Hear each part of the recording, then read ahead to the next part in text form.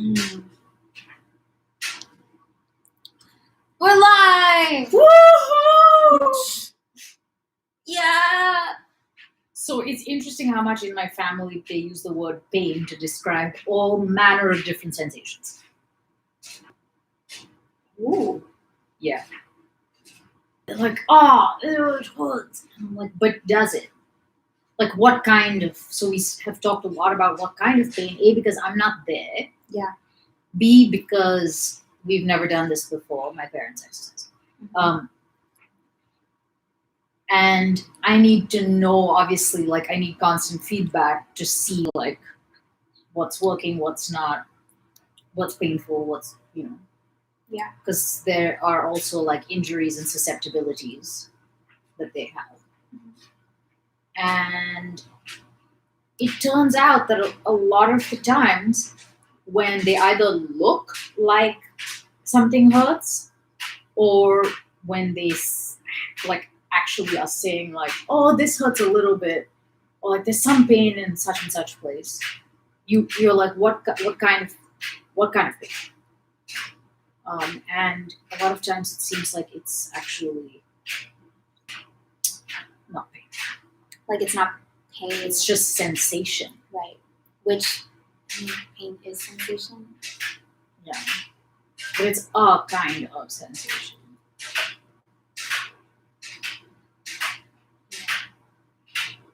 It's very interesting. Like this is also where I totally understand what that is. Like I think I've been like that in terms of working out. I've been like afraid to get hurt. Yeah. Afraid of like It reminded me too of that. hard. Yeah, definitely. So I thought like if it hurt, I was doing something wrong. I was going to injure myself, and so like I backed off. Right. And that is confusing, especially like on your own. Yeah. You're like, really? We can keep going. We can keep okay. And I think like context has everything to do. Like context is everything when it comes to like physical sensations. Yeah. This is making me think of like there was some study. There was some study. Okay, where they gave like people. It wasn't like acetaminophen or something, but it was something like that was gonna like rev people up, and they gave it to them like in different contexts. I'm like vastly misquoting this study. Okay, it probably wasn't acetaminophen because I don't think that has such a profound No. effect on It was you. something that would like kind of make you feel like you're having a heart attack. Interesting. Okay. And then when they put it in like a party setting, people really enjoyed it. Mm-hmm. And then if they put it like at a work setting, like people thought they were having a heart attack, So it's just like depending on what's going on, you're gonna be like, is this normal? Right. Or do I want to have this feeling or not? Yeah. I think they for sure have a little bit of trouble, at least verbally. I can't tell if it's up here or in the languaging or both or not. I don't know. I can't tell where the confusion is, but there's some crossing between discomfort or soreness and pain. So I've been asking them follow up, like, how do you feel today, or like after something, and for a while it was really unclear whether they were saying, "Oh, my back hurts," as in I did something bad to it yesterday, something didn't work for me, versus like, "Oh, I feel like I have a back," Right, and that there are muscles in it. Yeah, because like I actually love the feeling of soreness. Yeah, right. I mean, it's probably linked to like when I wake up and I'm sore, there's a like ping of like, you did something good. Although this is also contextual, because like if I hadn't worked out for like 5 months and I woke up and I was feeling sore, that would be alarming. Yes, but that would be alarming. Like, Yeah. I think you'd be right in that situation to be like, wait, what? Yeah, but when I wake up and I'm sore and like I worked out the day before really hard or something, I'm like, yes, I'm sore. Right. Because it's kind of proof that I did work out that hard. I need to do a little bit more research about this, like delayed, whatever it's called. There's some like acronym that's like delayed lactic acid something that explains why you are so a day or two after Yeah. something. The fuck is the acronym? I can't remember right now. It's a Google search away, but they have not, for the most part, been feeling. My hair looks crazy. They have not, for the most part, been feeling much of anything, but they make so many faces that I'm like, I don't know, like what to react, what to respond to, and be like, okay, Jagiri, I don't know. Right. Yeah. They continually the next day are like, oh, I'm fine, and I'm like, okay, well, then why didn't you act fine yesterday during the workout? Maybe. I mean, I'm sure they're not in control of it. No, I put definitely. so much tension into my face when I'm working out and my neck, and I keep trying to be like, this isn't helping. Like, let it go. You know, like how when you do a yoga class and they're like, and don't forget to smile. Yeah. I always hate them. I Really? hate those women. I'm like, I don't want to smile. I want to stare at my warrior too, like I'm gonna kill someone. Oh. That's funny. I mean, I think that they're trying to. I can see why they would say that. It's a bit of an annoying way to get there, but I can also see how, like, if you put a smile on your face and you're like, yeah, remember, like, yeah, we're doing this because it feels good.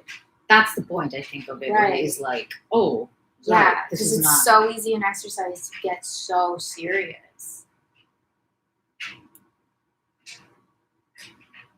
Is it the only place I don't get serious? No. It's the only place where I'm like, while I'm dying.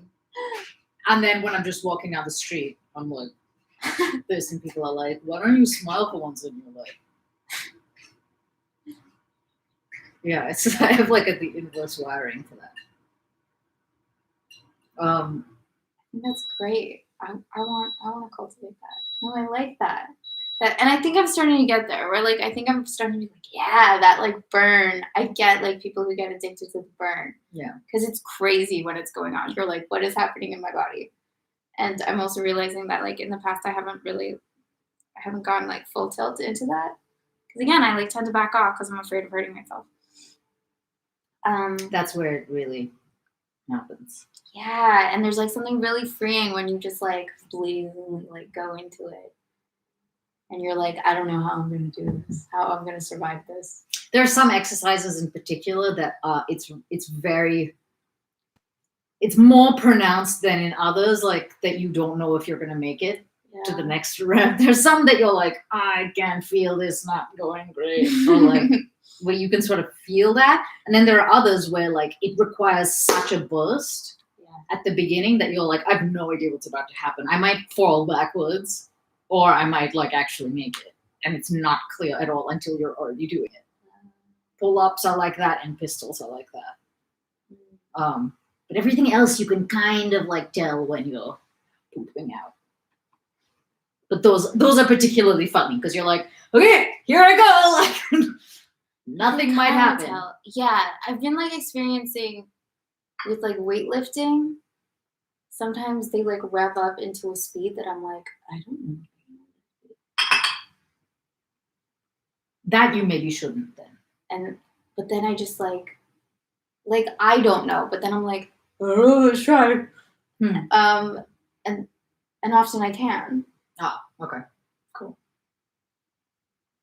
But yeah, I guess that's what I mean. That's just slightly trickier because weights and speed are difficult. If it were just weights or just speed, it would be different than high speed weights. Sound like a bit like of a dodgy thing. That's dangerous. Okay. It just more than other things. Okay. But I don't know. I haven't seen the thing, so like maybe it's fine. Yeah. I'm joking nonsense. Because most people aren't like, do the weights faster. Unless they're extremely light. Yeah, I'm working with your like 3-pounders. The green things? Or the pink ones? They're pink. Isn't that rude? Why? I feel like they make the littlest ones pink. Yeah, they definitely do. They're like, here are the girl weights. Yeah, it's obnoxious. There's this poor woman who I do her workouts on Instagram, and she, for the longest time, was dying because she didn't have any weights at home. She was like, if anyone knows where you can buy weights. I went to 5 stores today in 3 states. What? Yeah, there's no weights anywhere. But then she got some like random ones on, I want to say eBay, but I think that's just because you brought it up. But something like Yeah, like on some, yes, Facebook Marketplace. Yeah. That's where she That's finally good. found them. Yeah. They're really funny looking. Really? Yeah, they're like little bars, and you put like almost like barbells, but like small. So you put weights onto them and then screw them. Yeah. It's so crazy, like the businesses that are doing so well during this. Yeah. I'm like, okay, so workout companies are actually doing very well. Yeah. I've been waiting for my bands for a long time. It's gonna be great. And the bread people are so happy. Yeah, the all the yeast people kitchen, are all the also kitchen good. scale people, Mhm. they're raking it in. Yeah. There's something very disgusting to me about the fact that there are like big outbreaks in the middle of the country around meat processing plants. Yeah. Yeah.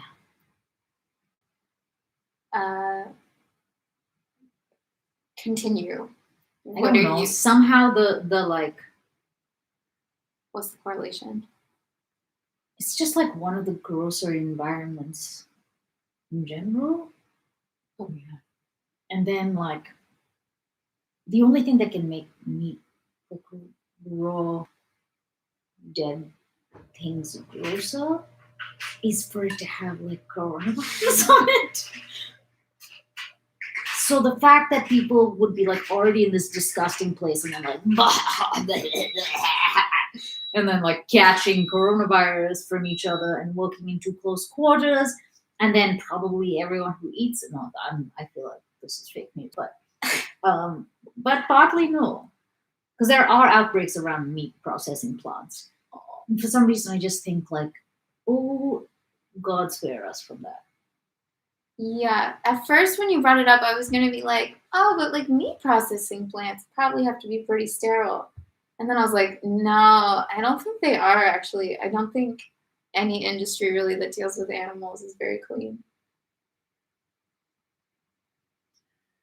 You know, like all the poop lakes? There's these one people I follow on Instagram. I guess this is what discussion is like in quarantine. Instead of talking about people you know, you're like this one account on Instagram, these other accounts on Instagram. Right. Yeah. I was walking down the street and there was this account on Instagram. Mm-hmm. That's who people are now. Yeah. We all should have come up with a brand. If we didn't, we're screwed.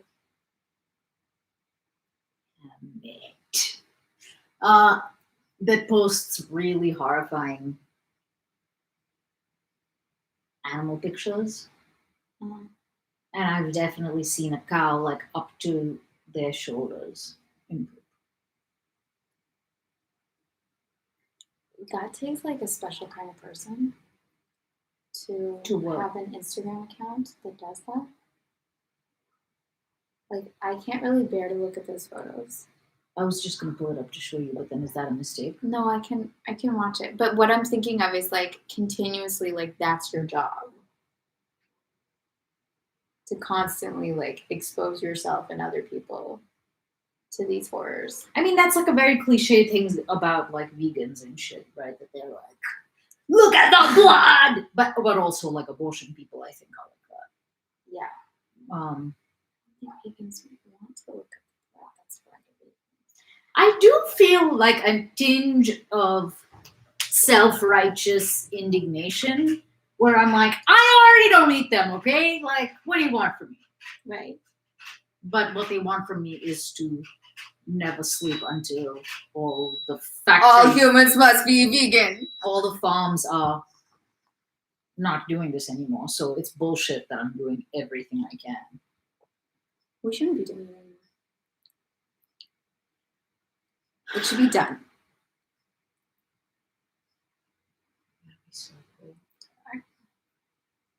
they also came up with yet another study about the fact that coronavirus-related complications are much higher in people with diabetes, obesity, whatever, Makes sense. the heart disease, that whole little like unholy trinity of I think I took a picture of this. Like, yeah, if your health isn't in tip-top High blood shape, pressure, obesity, and diabetes. Yeah.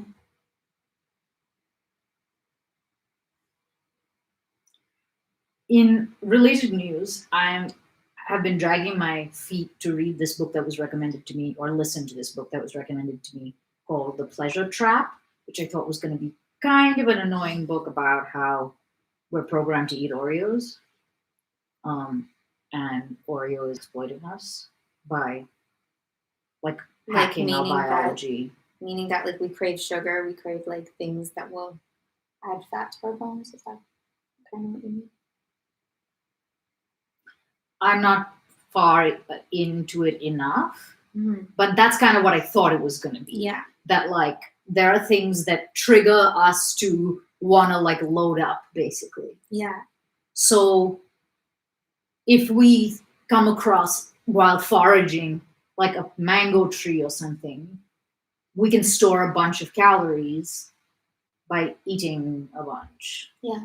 So like it's so Oreo or whoever the overlords are, it's probably all one overlord. Oreos. What is it? Nabisco? Yeah. That they're basically using like chemistry. This is where chemistry comes in useful. And look, and just look. To basically exploit our natural tendencies to make money and make people fat and sick too, which is just like an acceptable byproduct of making Oreos. I just think, yeah, at what point, I get there's like a grading scale, but at what point is it like, hey, this hurts people, it shouldn't be on the market? And maybe Oreos are not the thing that it's like, let's make Oreos illegal. But They don't make anything. it's not really doing anyone much good. The pleasure you get from an Oreo is pretty short, and the damage that it can do so worth it. is it? I mean, but then we're getting into like a weird world where like Donut Friend maybe doesn't exist. I'm just getting some water. Yeah. I think there's a water of those on the left. Yeah. Okay. No, the issue is, well, there are several issues, but one of them is that they can't really outlaw things. Right. This is like the whole Because we live soda in a, tax. Yeah, and this is also why like China theoretically would have had an easier time because they can just be like, no one's leaving the house, the end. Right. Yeah. Whereas that's America not has too acceptable. much freedom. Yeah. Yeah. So in the same way, like they can't. I mean, prohibition didn't work, Mhm. and that like alcohol is really unhealthy. And there are probably a lot of deaths associated with it. Not probably, there are every year, and that's not enough to. And partly it goes into like you just can't legislate morality, and partly it's that people still continue to make money off of it. So even when it's underground, there's people making money, and the government wants to get in on it. So keeping something legal means the government can be in the game. Yes. I understand. Okay, I understand all the like regulations and things. It's just like people. It doesn't make you happier either. Like these things that people think make them happy. Like no, it's not making them happy. So the freedom to eat as many Oreos as you want actually But it makes you happy while you're eating them. really give you very much. It makes you happy while you're eating. Very short term. And if people actually were to like track eating the Oreos, they would notice that like the first one gives you a lot of pleasure. I don't know, the 10th one's pretty great. Is it? By the 10th one, you're like, I hate really myself. shouldn't be eating this 10th one. Yeah. So I don't know what I thought the book was going to be, but it's actually fascinating because it talks about the pleasure trap as being also just our aversion to pain. So it talks about how all these different industries are subject to or victims of the pleasure trap, including medical science. And it talks about how like all these uncomfortable physical things have extremely tangible, perceivable reasons to exist. Like you have a fever because your body it's like trying to do something here. Yeah. And that there's no pain really for no reason. Yeah. Which is not that radical of a thought, but it means that our obsession with making stuff go away is actually kind of screwing with processes that obviously need to happen because there's some rhyme and reason to it. It's not just like your body's not trying to make you suffer and therefore you have a temperature of So, like, 103. Did they give like any kind of examples aside from temperature, like a fever? All kinds of like stomach things, like vomiting, diarrhea, nausea. All those things are the body like trying to get something out. So if you take something that's going to prevent you from puking, or getting rid of it, Yeah. quickly, you are hampering its ability to do its very necessary job. And essentially, and this is again like this is not news because we know we're very like symptom focused in the medical industry, but basically that we don't pay nearly enough attention to the correlation between behavior and between we don't care about cause. We don't care that much about cause. Really? Yeah, there's much more dealing with the symptom of the problem than the cause of the problem. And not like working with what I hear in that is like the body is actually like designed to show you or like tell you when something's wrong. Yep. And then we just try to like shush the body. Yes. And then deal with the symptoms like you're talking about. Yeah. And it screws people. That's why like everybody and their mother is on statins for cholesterol instead of just being like maybe don't eat X, Y, and Z. They're on all these crazy medications because there's not enough focus being put on the stuff that they consume leading up to whatever episode or gives them their cholesterol levels or whatever it is. So in some ways, like all of the situations we're in terms of, and obviously this doesn't apply to like diseases like this, but you're like run-of-the-mill diabetes. People take pills for all of that stuff. To like blood thinners and shit like that. So the argument being formed is that even like GPs are victims of the pleasure trap.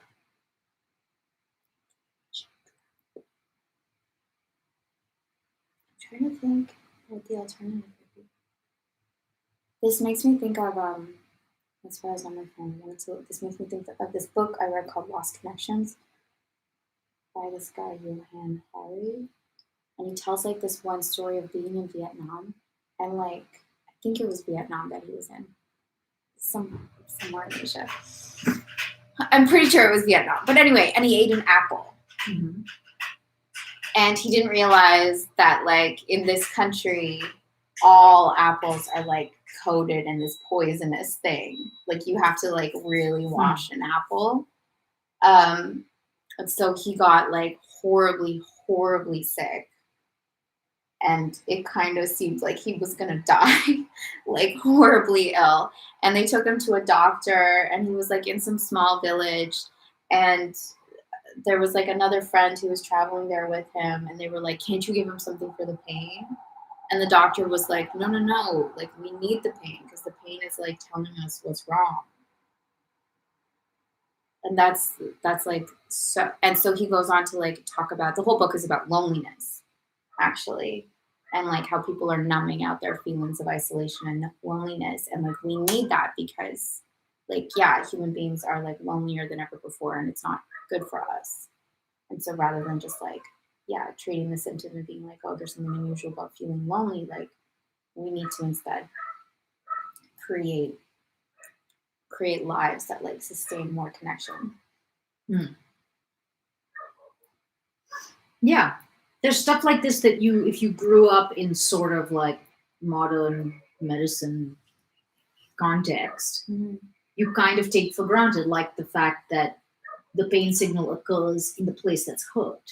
Those things are not like you take. I certainly take that for granted. That your body's like over here, over here, over here, over here, right here, right here, right here, and you're like, oh, something's wrong with my ankle.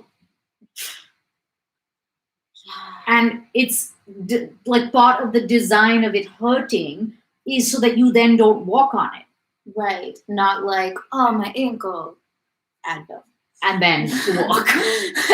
And then like do a marathon. Yeah. But it's supposed to hamper your, like, that is its, in those situations, that is the point. So it's not great for you to numb the symptoms of pain because it potentially can keep you from getting to the root. Like if someone's vomiting constantly from an apple they ate or whatever, they shouldn't be eating. Definitely not. They shouldn't be like, take a Tums. Or, yeah. And that's okay because, and it might stress some people out, like if your loved one or whatever is like not able to keep food down. But like you, in those moments, you can actually trust that the body is doing what is necessary. Yeah. Because part of the reason for nausea is to not eat something. Mm-hmm. This is also making me think about, and I'm thinking again about your parents, like we should have, and maybe we do and I just don't know them, we should have like better ways of talking about pain. Like more characteristics and qualities from which to like describe it, because I think like it's really confusing to know when are you pushing too hard and when are you like working within, like when are you growing and when are you debilitating something or injuring something. And that is like one of the main points of yoga is to be that, like that's who your inner teacher that you're every second bowing to is. The like in the ability to like, I was talking to my dad about this today, that one of the many numerous definitions of yoga is to refine your perception, refine your ability to perceive, which means you read subtle signals in the body. So it's always also very interesting to me when people are like, oh, I got hurt doing yoga. And in part it was because of the teacher. And yeah, that this isn't to say that there aren't shitty teachers who don't pay enough attention and aren't like troubleshooting and all of those things. But that's actually not a reason to not do yoga. Because it also kind of means that like maybe you need to be more in tune with the sensations leading up to injury. Yeah. And yeah, practice safely. It's interesting that it's not interesting. It's obvious that we have an aversion to pain. But it's interesting that we have an intellectual aversion to pain as well. Like, everyone's like, yeah, no, you should avoid it. No one's like, but it's saying something. Like, our overarching, agreed upon, like, interim agreement is that pain is not good and definitely let's not do it. I think this is what I think. When you numb aversion to negative feelings, you also numb the positive feelings. Yeah. You're putting a cap and it goes both ways. So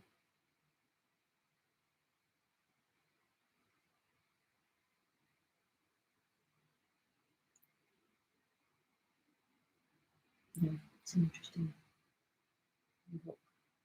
yeah. So you're fine reading it. Yes, and I mean, I think it's going to get to the part about Oreos probably, but Yeah. for now, I'm pleasantly surprised by where it is. Like, why is no one telling people that they are? I know they are, but why is no like, kind of like you were saying? Why is the government not like, hello, you can't eat like you can't do this. You're Well, gonna get sick and die. And to all the people who are like, it's my right, like, there are rules that you don't go over the speed limit. Everyone goes over the speed limit. But that's not that different. No. There's certain rights and privileges that I guess people are just very married to. And we are, like, obviously we're all in this together. So, like, you don't get to have the argument of being like, it's my body, whatever. Like, no, because someone's going to have to take care of that body if it breaks down. It's costing everyone a fortune. Your body is costing everyone a fortune. Kind of. It really is. So, like, put on weight and at least take care of this. At least do that. That's probably part of the reason that the government's not like, the government's like, we can't pay for healthcare. Because they're like, we can't trust these citizens to do it. Kind of. And it's also like, who can afford American healthcare? That is the most depressing thing ever. It's like, no, these people are too sick. We can't do They're it. so expensive.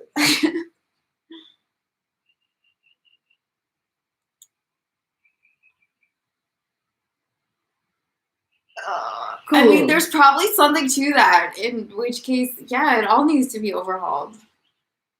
Yeah. It's interesting that no one's saying to you, like, it's interesting that only the annoying vegans are like, you know, you really shouldn't eat that.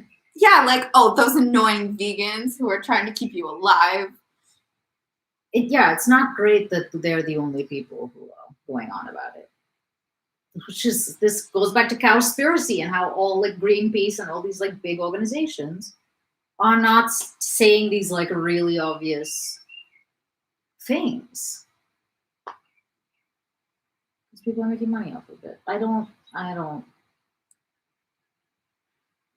It's difficult not to feel very jaded and very cynical when you realize that all it takes is for somebody to be getting really rich off of something, and things sort of have a way of falling into. You think it falls down to money, or does it just fall into like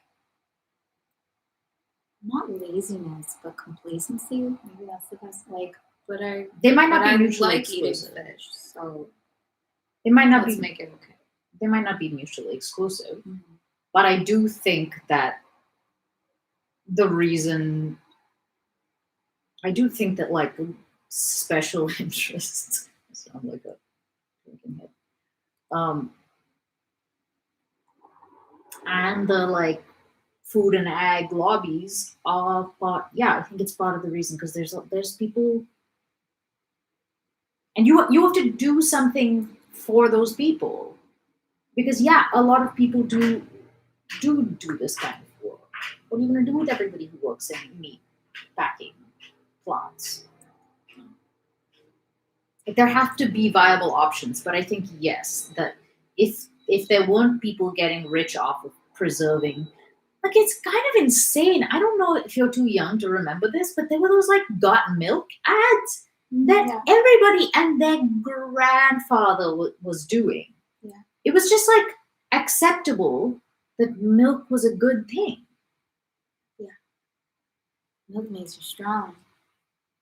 Yeah, it's like a rite of passage for celebrities. Yeah, totally. To do their fucking milk ad. And then when you realize that like milk is a product just like Adidas, like They're just trying to be trendy. Yeah, and it's really not that great for you. It's really not. That is very disturbing. Milk is like the one thing that I'm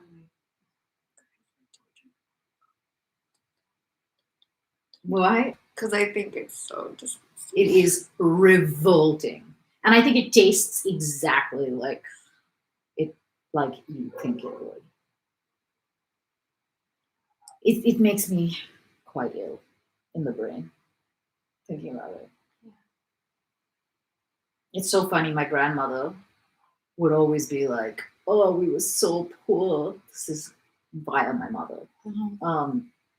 Oh, we were so poor. I never even got milk growing up. I was like so weak compared to everybody else. Meanwhile, she's never broken a bone. She's like 95. She's Oh my God. fine, and it's probably in part because she never got milk. Probably actually, yes.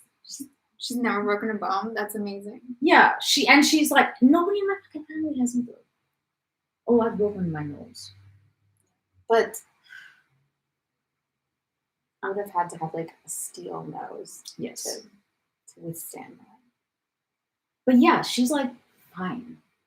And she's always talking about how she was so deprived of milk. Poor baby. I was like, it might give you osteoporosis. So seriously, I think about the milk I drank. Really? Did you? What was your milk? Time. What was your milk scenario? So I did. It's interesting now also to be like I grew up a vegetarian,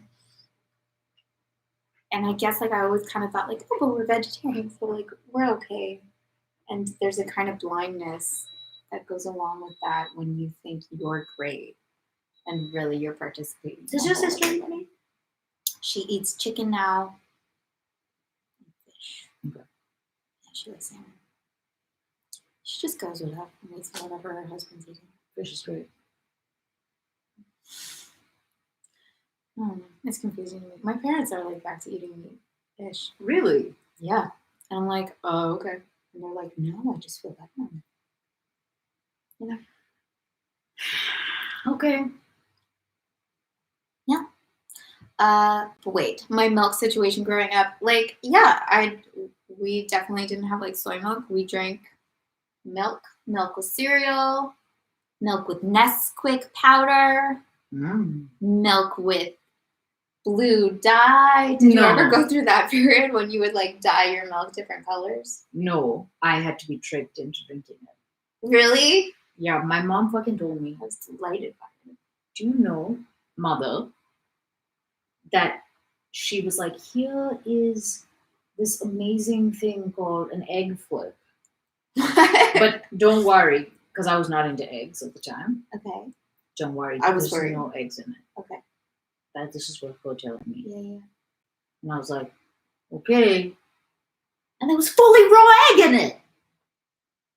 She fed you raw egg as a joke? It's not a joke. Oh, like she thought you would like it. Rocky, as a Okay. And to be fair, I'm a tank. So she fed you this numerous times. Yes, because she disguised the taste of it, but she would literally be like, no, there's no egg in this. And I'd be like, all right. And it would taste more like Nesquik or something. Yeah. I can't remember what I think it was brown. But that was the way that I consumed things like milk or...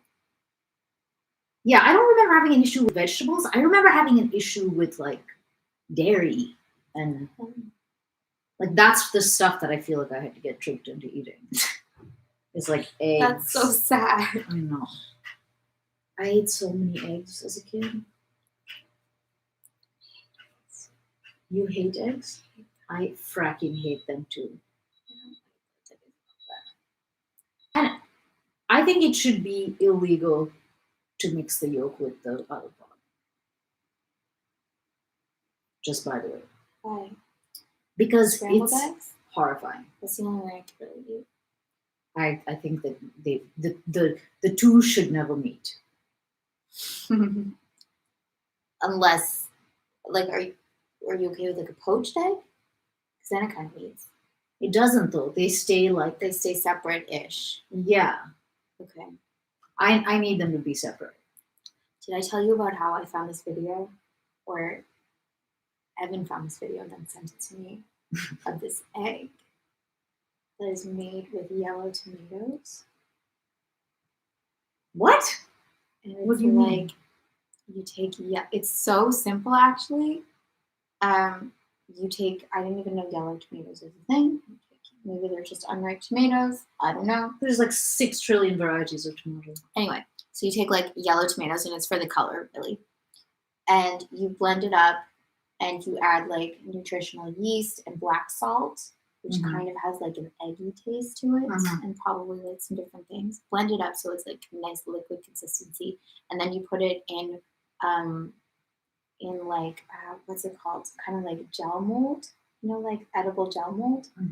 You know what I'm talking about? So like it kind of like encapsulates the egg. So you put these little like spoonfuls, these round spoonfuls into the gelatin and it forms around them and it creates these like perfect little egg yolks. And apparently it really tastes like egg. What? Yeah. That's bananas. Cool. Are you gonna make it or like I want to make it, except I'm like, stupid gelatin, like really? Do I have to get all these like crazy ingredients? Also, gelatin is 100% not vegan. That's true. But maybe it's not gelatin. It's something else. That might be. Yeah, because the whole point was it's vegan. When they were like, then you put it on a burger. Then you put it on your salmon. Yeah. And yeah. Interesting. Yeah, I have a very temperamental, very, I don't know, I have a toxic relationship with eggs. There are ways that I'm okay with them. There are other ways that I'm really not. And I've always hated the idea of them. The idea. Yes. That like a chicken poops them out. Thank you. It's not poop. Oh, I know it's not. But as a kid, yeah. But it's also that like there might be babies in it. That really freaked me out. That's really messed up. Like who would want to eat a maybe baby? Maybe baby. Have you ever had something in your egg? I think I've seen it maybe twice in my whole life. Oh my god. Yeah. The only thing where I'm like, maybe it's okay, is the fact that, but I don't know what else to do with them. I don't think that it's wrong to eat them. I just think they're horrendous. Yeah. I think it's disgusting. That's all. Because you're right. If we had chickens, like, they'd make eggs. Yeah. But they don't them. Stupid chickens. Meaning, like, they think they're children. Well, it depends on if they're fertilized or not. Yeah. Because this whole conversation was one of my first, like, oh my God, I know nothing about nothing moments. Was when we were like, wait, is every egg a potential chicken? Right. Me and my friend in a bar once, like years ago. And I realized I knew nothing about nothing. But so it depends on if we have a Michael. Yes. Because if we don't, then the hens will just lay eggs. And I don't know how they treat all of their eggs. But yeah, I don't think they're that protective of them. I mean, evolutionarily, it doesn't make a ton of sense for them to be. It would help if they knew which ones to sit on, because it's like a lot of time, a lot of energy. That's a good question. I think it's a great question. Chickens are interesting, man. Yeah, they are. I wish there wasn't a deficit of chickens. The only thing about chickens is that I'm very nervous that a coyote will eat them.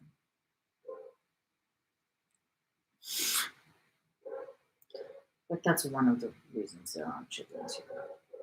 That really? Yeah. Also, like a chicken would be fun, but yeah, what would you do with the eggs? I don't know. Give them to the neighbors. Maybe. Or maybe I'd just get a rooster. And it could get in like vocal battles with Michael. Michael was singing away Today. today. Oh yeah, He he was was going having nuts. a great time. Yeah. They're so funny. Do hens I guess don't do that. No, they don't. No, they make sounds, but not that. No, they're more like Oh, they're so funny. I know. See, shouldn't there be chickens here? Oh, definitely. But yes, absolutely. Dan had a coop. Mhm. Had. I don't know. Yeah. Evan had a friend who had a farm, and I don't know.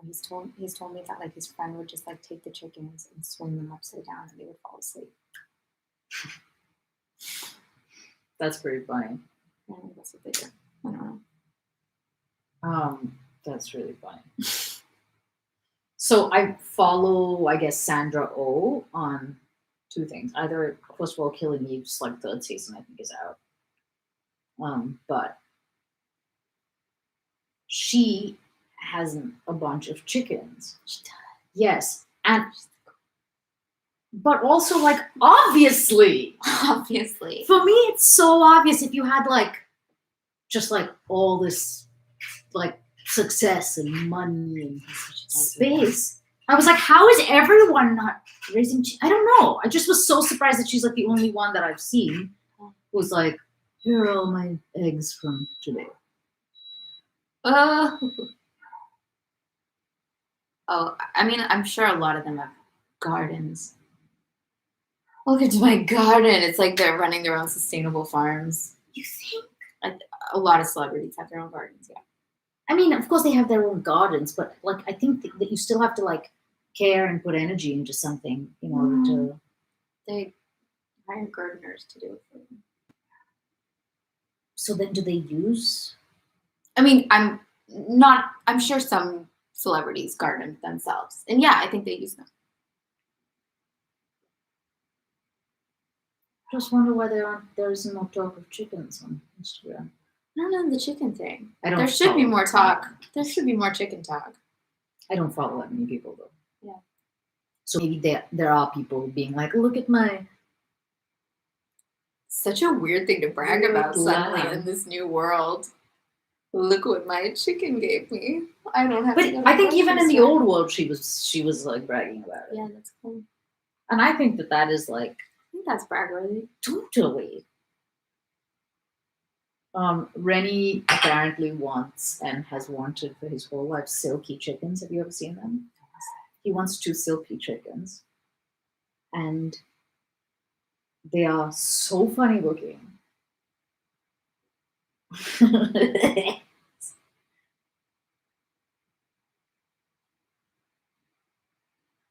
Oh my god.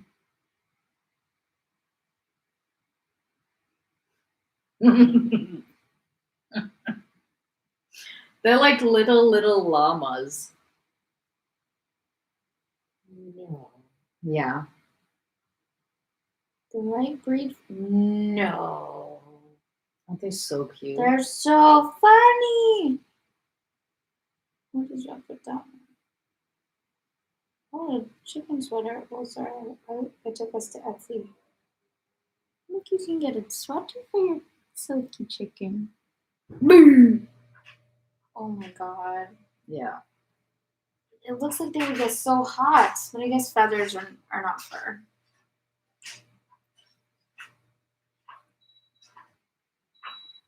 Aren't they funny? So silly. Look at these ones. What is even going on? It just looks like a pile of fluff with a beak. Yeah. Pretty much. It's just a poof. Yeah, that's all you can see is the beak. It could even be a dog. Like you can't tell even it the kind of shape looks like of a Shih them. Tzu. It's pretty fucking great. That's a chicken. This is a chicken. I think if I saw that on the street, I would think it was a dog. Even if it was like walking like that. I think it would take me a second. Yeah. Who wouldn't it take a second? Yeah, who'd be like, yes, I see you have a silky chicken. Well, Rennie. we would Rennie. now because now we know. Anyway. And Rennie, yeah, you gotta get on that silky chicken.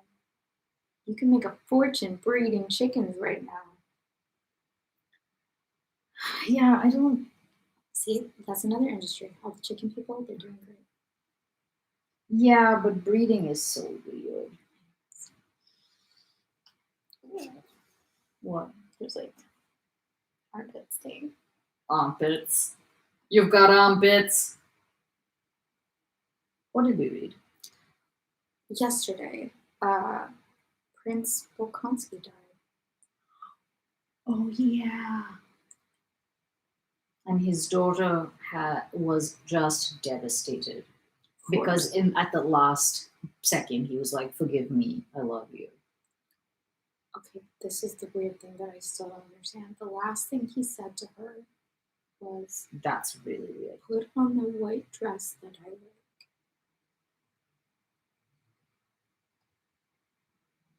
What? I don't know. Maybe that's supposed to be really sweet, and I'm just interpreting it in a dark, sinister way. I don't know. I think that's pretty dark.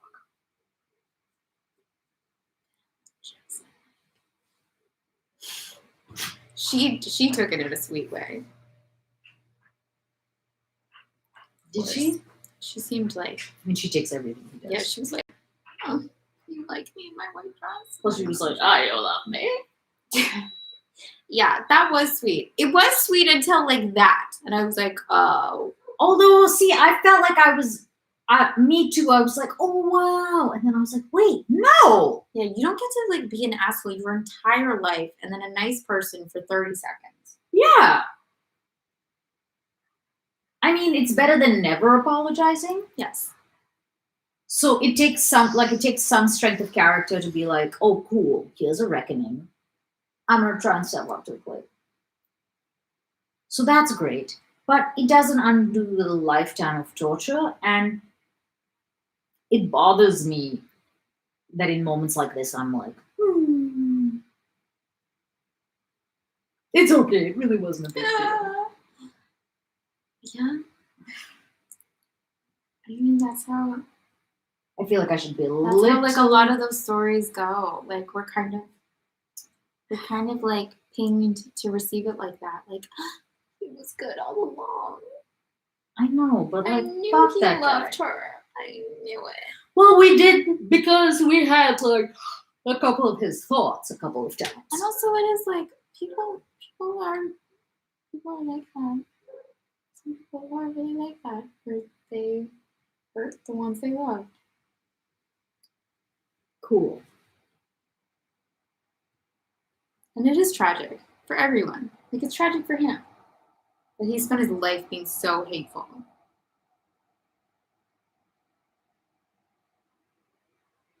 For the longest time, I thought that was some other little old man that they had brought back who had had a stroke. I was like, who is this man? You're just some little man. Kind of. I was Come with like, us. so he had a stroke. I don't remember him being discussed as being little that much, I guess. Yeah, he loomed very large. Maybe he was little. Usually Tolstoy makes more of a meal of that stuff. He's like, remember, he's little, he's little, he's little. Don't forget, he's little. Yeah, don't forget, Pierre Stout. Yeah, exactly. Getting like stouter by the minute. Exactly. Like, except that Pierre has like a speech impediment that we never remember, right? A lisp? Sometimes. Yeah. He has a lisp. But we don't. But he never writes Pierre as having a lisp. And yet he does for other characters. Do you think he did all this on purpose just to be like, see, there's no rhyme or reason in the world. Can't know anything. I think he feverishly. I mean, Vanessa thinks this is a first draft. I think it's a first draft. It is so long. Even if he did want an editor, the editor was probably like, I'm not editing that. It's fine. Let's print it. Oh, looks good. I don't think he even like remembered certain parts. He's like, oh, I did what? How long do you think it took him to write this?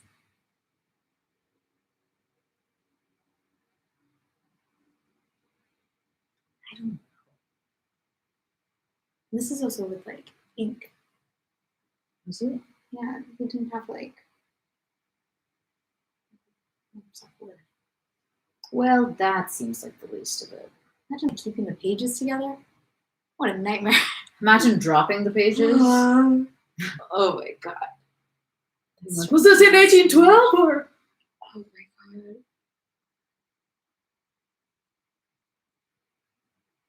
There's some of that going on. I watched a movie yesterday that was pretty unremarkable, except that at one point this woman like feeds a manuscript into the file and was like, "Oh, you always were a rubbish writer or some shit." And I was like, I almost had a hard time making the leap of faith that she hadn't like backed it up somewhere. I was like, surely that's not the only copy. That's what we were given to believe, definitely. Actually, I would never take it anywhere. That's like that Wu-Tang people album. who like go with their manuscripts and all the movies to like the publisher house or whatever. I'm just thinking Little Women now. I would be so paranoid that I would lose it. I think I would maybe make a second copy. I realize it's a lot of work, but it's less work copying than it is to write it to begin with. Yeah. And is it worth this tension? I'm definitely more of a devil you know type. Mm-hmm. I don't know if that's even true what I just said, but like it's a finite task making a copy. Yeah. And if you're like, okay, I'm doing it. Right. Then it's just that finite amount of stress as opposed to anxiety has really no ceiling. And there's nothing you can do. Whereas making a second copy. Yeah, exactly. You can. At least feel like something's happening. Yeah. I can't believe how hard everything was before the internet. I'm fascinated by like writing must have been so much different. The fact that it was just so much more difficult to change your mind about a sentence. People most of the time must have been like, good enough. Let's keep going. Like, yeah, probably. Yeah. Which, in some ways, I'm envious of that. Also, if it's your only draft, then you probably don't want it all fucked up and messy. I don't know. I wouldn't want mine to have like stuff crossed out all over the place and.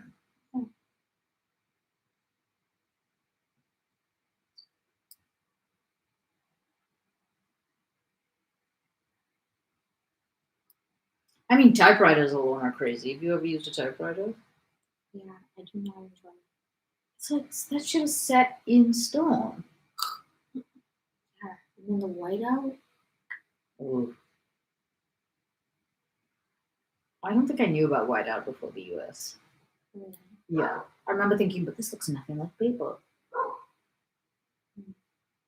Being like, it's almost like having a flesh-colored band-aid on your skin. It's like, well, I can see it. But... I know that sounds really weird, but as no, like it doesn't. a tool, like school supplies were so great. School supplies are great. And whiteout was like, yes. But writing never looks good on whiteout. No, but there's something. And sometimes it smudges. I know it's not a good thing, but there's something satisfying about it. Like it's kind of fugly, and you're kind of like pleased with how it looks because it looks so bad. At least this is what I'm saying. And just having whiteout in general. The thing about whiteout is like any kid doesn't want it for whiting things out. They want it for writing you on want it things. For whiting out on your desk or your nails. Yeah. Definitely, right. That's it. I did write on binders, like navy blue binders in whiteout for sure. Yeah. You know when you would press it and sometimes like a whole globe would come out? Yes. And you're like, damn it! I used to write with a fountain pen in Lovedale in boarding school. Yeah. I was really, really used to it to the point where no pen has really lived up to my fountain pen. Wow. All my yoga notes were written with a fountain pen. Really? Uh-huh. That's nice. How bougie is that? That's nice. Although my sister's really good at knowing, like there's some pen that's just like divine, where the ink just like flows and there's no Yeah. like bumps and divots and rivets and what's it called? My sister's really good at ferreting out like choice pens. I'm all for bougie pens. I'm all for bougie pens too, I actually. love it. A beautiful fountain pen. Yeah. I just can't justify it. You can only justify it when you're writing a lot. You're writing a lot, and I guess if it's like, no, this is my favorite thing. For a while, I was like getting fountain pens with like that you would have to like order the ink. And yeah, I don't know. It made writing more enjoyable. Mm-hmm. And then I stopped. I don't know either. It was a gift, but it was a solid gift. Mm. So I didn't also like spend the money.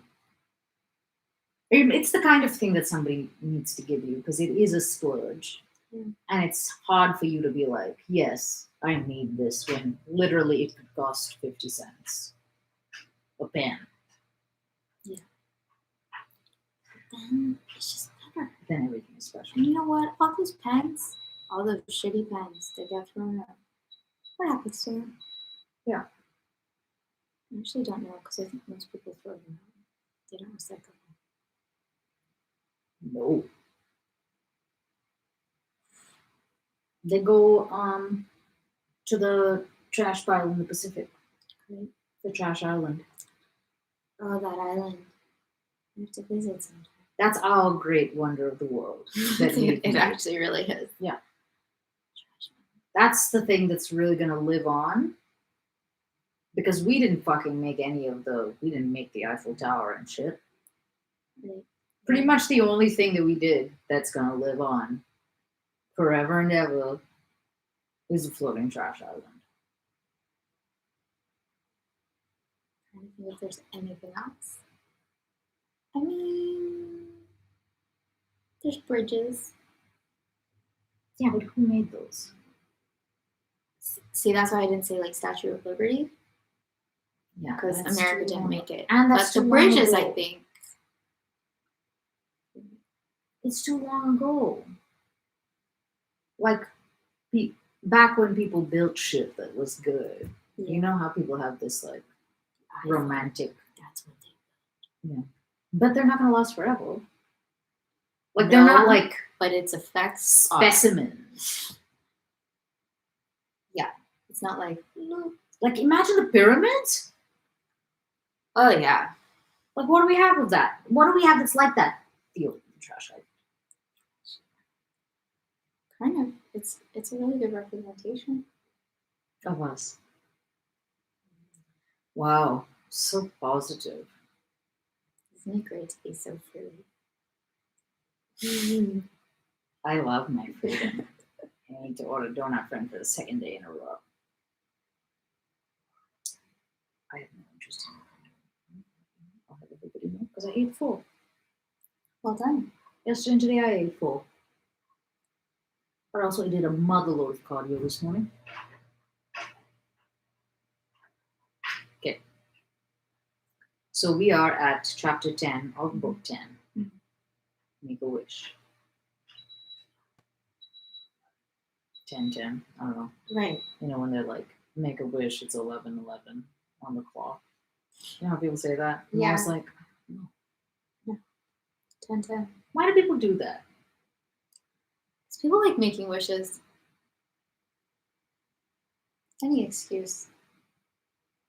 You don't have to wait till something weird happens on the clock. You can just make it at any time. I like that. If someone just were to be like, hey, let's make a wish. It's 9:43, like, let's make a wish. Or like not at all time related. Yeah, like 1, 2, 3, let's make a wish. Oh, that would be nice. Let's do that. Okay. I'm down with it.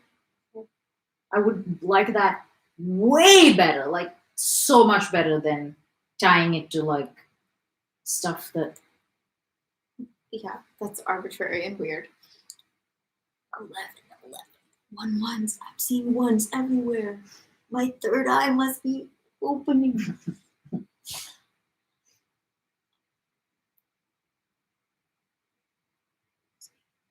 You were? You're supposed to tell people! Hey, everyone. Make a wish.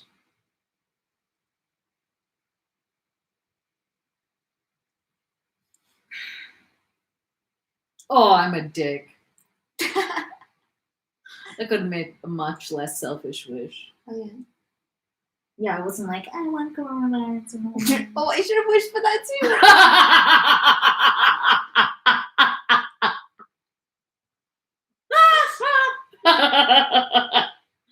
Yeah. Cool.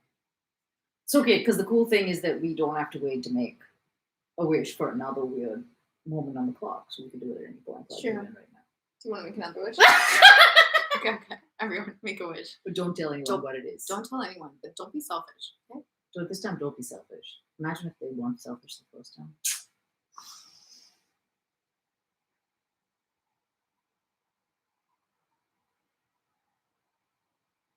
This has to be so much to wish for. It's like limitless.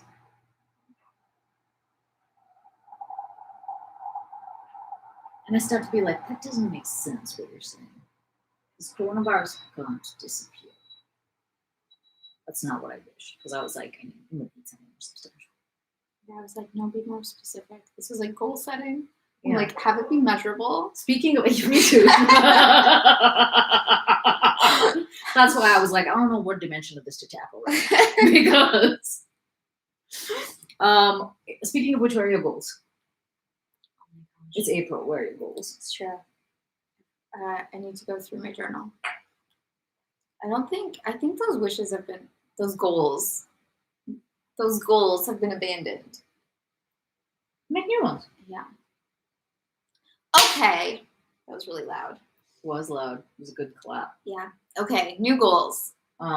New goals, also known as devil trinkets. Oh, yes. Right. Like that's the devil. Yeah, that's just the devil trying to get in. Great. Get some devil in here. We're on chapter 10. Yeah, make a wish.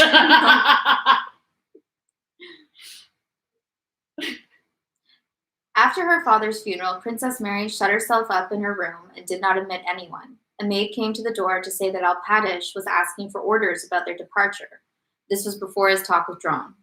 Princess Mary raised herself on the sofa on which she had been lying and replied through the closed door that she did not mean to go away and begged to be left in peace. The windows of the room in which she was lying looked westward. She lay on the sofa with her face to the wall, fingering the buttons of the leather cushions and seeing nothing but that cushion, and her confused thoughts were centered on one subject, the irrevocability of death and her own spiritual baseness, which she had not suspected but which had shown itself during her father's illness. She wished to pray but did not dare to, dared not in her present state of mind address herself to God. She lay for a long time in that position. The sun had reached the other side of the house, and its slanting rays shone into the open window, lighting up the room and part of the morocco cushion at which Princess Mary was looking. The flow of her thoughts suddenly stopped. Unconsciously, she sat up, smoothed her hair, got up, and went to the window, involuntarily inhaling the freshness of the clear but windy evening. Yes, you can well enjoy the evening now. He is gone, and no one will hinder you, she said to herself, and sinking into a chair, she let her head fall on the windowsill. Someone spoke her name in a soft and tender voice from the garden and kissed her head. She looked up. It was Mademoiselle Bourrienne in a black dress and weepers. What are weepers? I'm not sure. They're like weepers. Oh, it must be something for weeping in. I think Albania, some of those. Like little. I'm picturing little umbrellas to put under your eyes. That reminds me of a story, but I shall not tell it because it's not worthy. She softly approached Princess Mary, sighed, kissed her, and immediately began to cry. It's the weepers. She's like, yes. Technically began to weep. Otherwise, she brought the wrong ones. I like this idea. This like they're like glasses for your kids. Okay, now I have to. I like that. Okay, what is it? What is it? When I was a kid, there was a show called Dr. Fad. And I don't know what country made it or where it came from, but kids would go on there with their inventions and like they'd show you these like 3 or 4 different inventions and then one of them would like win or whatever. Yeah. And the only invention I can for the life of me remember was a pair of glasses with little buckets underneath. No. Yes, for when you cry. Genius. Those kids. Yeah. They were onto something. Yeah. I thought it was quite a great show, actually. Even in retrospect, like premise. kids inventing stuff. I don't know. Yeah. It was cute. It's like Shark Tank for kids. Yeah, but not so jaded. Imagine if it was like at that level. I mean, I can kind of imagine that. Okay. Wasn't there like America's Next Top Model toddlers or something? I mean, I know there was Master Chef for children. That's what I was meant. kind of alarming. That's what I meant. How good the kids are. All you have- about myself.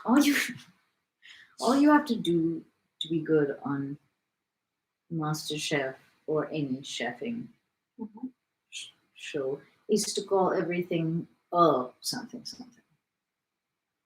Like it's never with tomato sauce. It's with a tomato blah blah blah. You just have to add the word Right. You know what I mean? Like it's a singular tomato thing. reduction. Yes. Yeah. Like that was intentional. Like it's just one. There's just the one. Right. Okay. That's good advice. You don't even cook, really. It's cool. Right. Mademoiselle Bourienne. The princess looked up at her. All her former disharmony and her own jealousy recurred to her mind. But she remembered, too, how he had changed of late toward Mademoiselle Bourienne, and could not bear to see her, thereby showing how unjust were the reproaches Princess Mary had mentally addressed to her. Besides, is it for me, who desired his death, to condemn anyone? She thought. Princess Mary vividly pictured to herself the position of Mademoiselle Bourienne, whom she had of late kept at a distance, but who yet was dependent on her and living in her house. She felt sorry for her and held out her hand with a glance of gentle inquiry. Mademoiselle Bourienne at once began crying again and kissed that hand, speaking of the princess's sorrow and making herself a partner in it. She said her only consolation was the fact that the princess allowed her to share her sorrow, that all the old misunderstandings should sink into nothing but this great grief, that she felt herself blameless in regard to everyone, and that he, from above, saw her affection and gratitude. The princess heard her, not heeding her words, but occasionally looking up at her and listening to the sound of her voice. Your position is doubly terrible, dear princess, said Mademoiselle Bourienne after a pause. I understand that you could not and cannot think of yourself, but with my love for you I must do so. Has Alpatish been to you? Has he spoken to you of going away? She asked.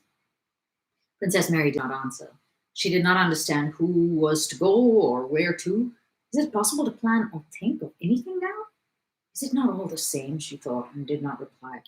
You know, chère Marie, said Mademoiselle Bourienne, that we are in danger, and surrounded by the French. It would be dangerous to move now. If we go, we are almost sure to be taken prisoners, and God knows. Isn't she French? I had just thought of that. I was like, oh, isn't she fine? She's a spire. Yes. I was trying to remember the joke they made about that. About what? You remember the bad joke? They were like, no, better to be a spire than a tower or something. I forgot what it was. Anyway. That was really stupid. It was bad. But I didn't remember it because I didn't get it because you were reading and I wasn't looking at the page. At the time. Yeah. So I was like, what do you mean better be a spire? It's like spelling. Right. Which the person hearing the joke wouldn't either. Right. I think you're just supposed to. They spelled it like a spire. Like not aspire like ASPIRE. But kind of like that. Because it was SP. Yeah. RE. As opposed to SPYER, which is a made up word that actually was the original context based. It's very Clouseau. Yes, I love that about it. I love him. But yeah, she's French. I don't understand. I don't either. What is she doing here? Is it Blue Central? I think so. This whole time, what a like. It's like deep investments. And how has she got no hate about it? No one's been like, you, Where are Frenchie. her parents? What is going on with her? I don't know. I feel like she's not who she says she is.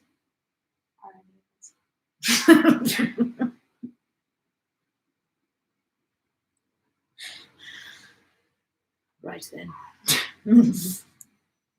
Princess Mary looked at her companion without understanding what she was talking about. As everyone does.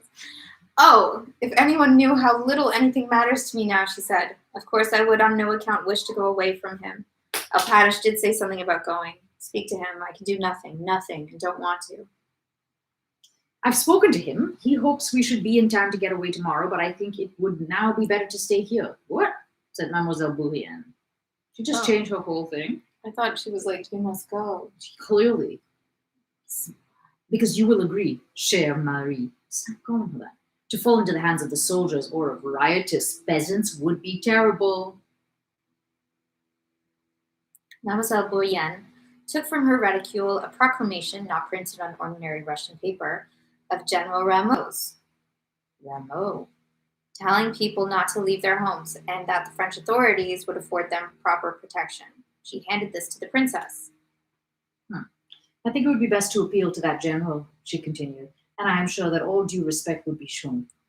Princess Mary read the paper and her face began to quiver with stifled sobs. Whom did you get this? She asked. They probably recognize that I am French by my name, replied Mademoiselle Bourrienne, blushing. Why are you blushing? She's like, I'm French. And we're winning. I don't know if you know this, but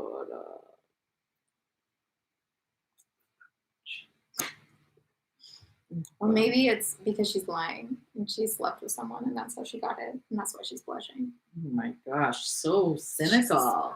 Spies are very slutty. I guess so. Yeah, they are. Like not in a hedonistic way. Always to get something. Not. Always in a very perfunctory way. Yeah. Spies don't enjoy sex. They just do it to get to get stuff from you. You know, it might sound silly. I'm not saying it does. Definitely doesn't. It definitely doesn't.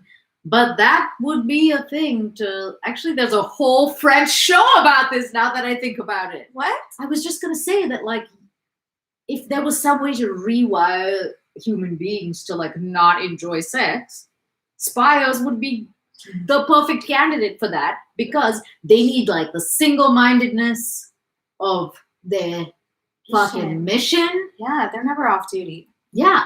And what is one thing that would easily cause them to stray? Sexual pleasure. The enjoyment of the sexual act. Yes. Not to mention heartache. Yeah. And you know, women spires are still women. Yeah. So there's a whole French show now that I think about this. And the entire premise of the first... I can't fucking believe I almost narrated the plot to the Le Bureau. Oh. Yeah. This guy fully falls in love with his cover girlfriend. Not cover girl. Not like his fake girlfriend. She's not fake. No. But he's being fake with her. So she's real. Yeah. He's not real. They're both real.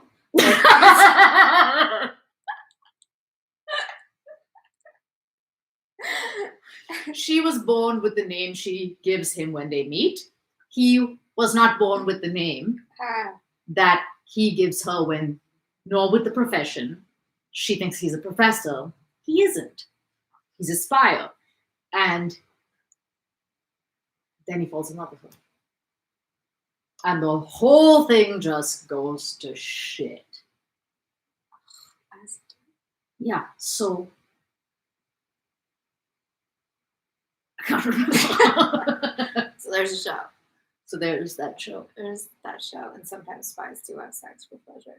And it's bad when they It's bad do. news. It's bad when they do. It's like devil trinkets. Can I just also tell you that I just realized professor, because you were like, and then the spire is actually a professor. And I just realized that a professor professes. I noticed that as well. Did you? Yeah, I was like, wait. Because I used professors like in the sentence before or something. Oh, maybe. I think I did. Yeah. Because we both made that connection for Okay, the first time. interesting. I always notice stuff. Always meaning like it's an ongoing discovery of the English language. Every day is an adventure. It really is. It's an adventure in words because that's the only kind of adventure that is available to us this time. Can you imagine that someone committed to reading Tolstoy, but like not even in this way? She just like committed herself to reading War and Peace. Yeah. Sounds difficult. I am so impressed by her. She's gonna finish. I think the kind of person who commits themselves to reading stuff like this generally would finish. Who's to say? I definitely have tried reading. What's it called? David Foster Wallace. Infinite Jest. A couple of times. Yeah, but have you committed to it? Committed. I mean, the fact that she told you, I guess that helps. Yeah, it was enrollment at its best. And she was like, she used that word, unbidden. She said, I've recently committed to it. And I was like, oh, here's a person who commits to things. Which I am in awe of. You know. I don't know why I'm doing this. Ugh. I commit to getting silky chickens. Yeah? No. It is done. No. Well, because I'm still really nervous that they're going to get eaten by coyotes. Oh, you're messy. I know. And I don't really want to clean up their blood and guts. The blood and guts of my emotional blood and guts. You know? Not just because it's gross, but because, like, wow. We could get a The silky. babies. So we get silky chickens. And then we get a coyote of our own to protect the silkies. We'd have to build a moat for the coyote to be in. Yes, definitely. So like another perimeter wall, but like within the perimeter. And it can just always be like the Minotaur. Is that not what that was more of a labyrinth, right? This is great. Yes. So we can dig out the front. You're fine with this, right? We dig out the front now that you've gotten the nice sofas. Yeah. We just dig it out. Yeah. We like leave a little island. For the silkies? For the silkies or for the coyote? Oh. Well, Maybe the coyote can't be on an wait, island. there needs to be like a twofold moat. Oh no! Because the coyote can't get to the silkies, but the coyote needs to be protecting against other coyotes. So yeah, the silkies are at the center, right? Yes. Okay. Then there's water. And then there's another perimeter. And that's where Where do we live in this? Because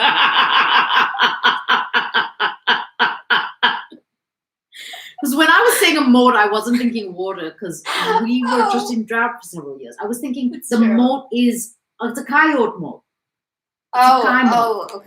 Okay. Got it. It's like a figurative moat. Yeah, but instead of water, it's coyotes. Okay. One. I was picturing real water. I mean, that would be a lot more challenging. And the coyote is on the outer perimeter. Of course. So he's prowling. And then So 2 bodies of water. And then it would be and us then with the outside is silkies. us. No, the silkies are inside. We can never touch them. Where are we gonna live? Where are we gonna live if this whole thing's molds? You know, and then we're on like the other moat. We live. Do you know what a boat is?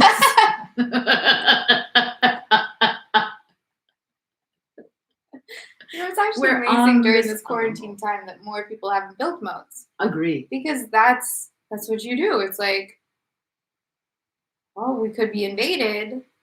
Let's build a moat. It might be because there's not a lot of water in Southern That's California. true. It's not the best environment. It might be too expensive to maintain a moat.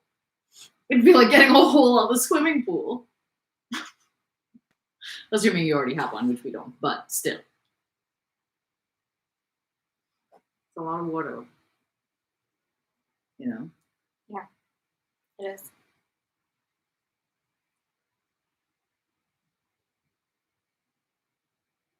It's worth it though. Right? Yeah. We obviously can't get silkies without the Kaigo. That's clear. If anything's clear, it's that. Okay. Now that that's established. Oh yeah, Borean was blushing. No, right. I love how like we bring up things and then it's brought up immediately afterward. Like that they're like French. we were like, oh, she's French. Yeah. As if like stupid Tolstoy, and then he brings it up. Yeah. I think it's sometimes because I ask questions not at a good time because it's like no, it's about to be answered. But I don't feel particularly like Tolstoy. He's such a mind reader. He knows what I mean. He doesn't. No, and it's because sometimes he doesn't answer the question at all. So, and he's like, I know so you we have don't that have question. a lot of trust. We don't feel very cared for in this story reading experience. I mean, I don't know if you remember this, but I got like really upset from that once. I was like, this is not when Pierre and his wife had that when thing. suddenly his wife was just a bitch. Yeah, I was like, what are you doing? Yeah. My brain! Yeah. My mind! Take it care! And he didn't. Yeah. So when you've been burned in the brain before, how are you going to expect this? You know? You try to protect yourself. Yeah, that's right. You build a fucking moat. You know what? You should just feel the pain, right? Right, because it's telling me something. What is this a signal of? Oh no.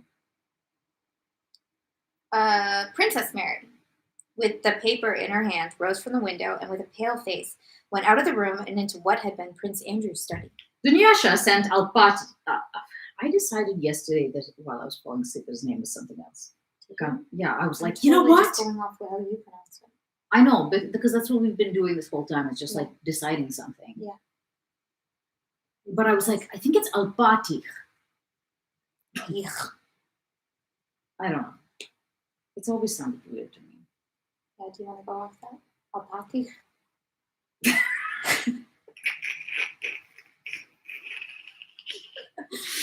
It's such a random thought, but last night I was like, yes, we've been making this.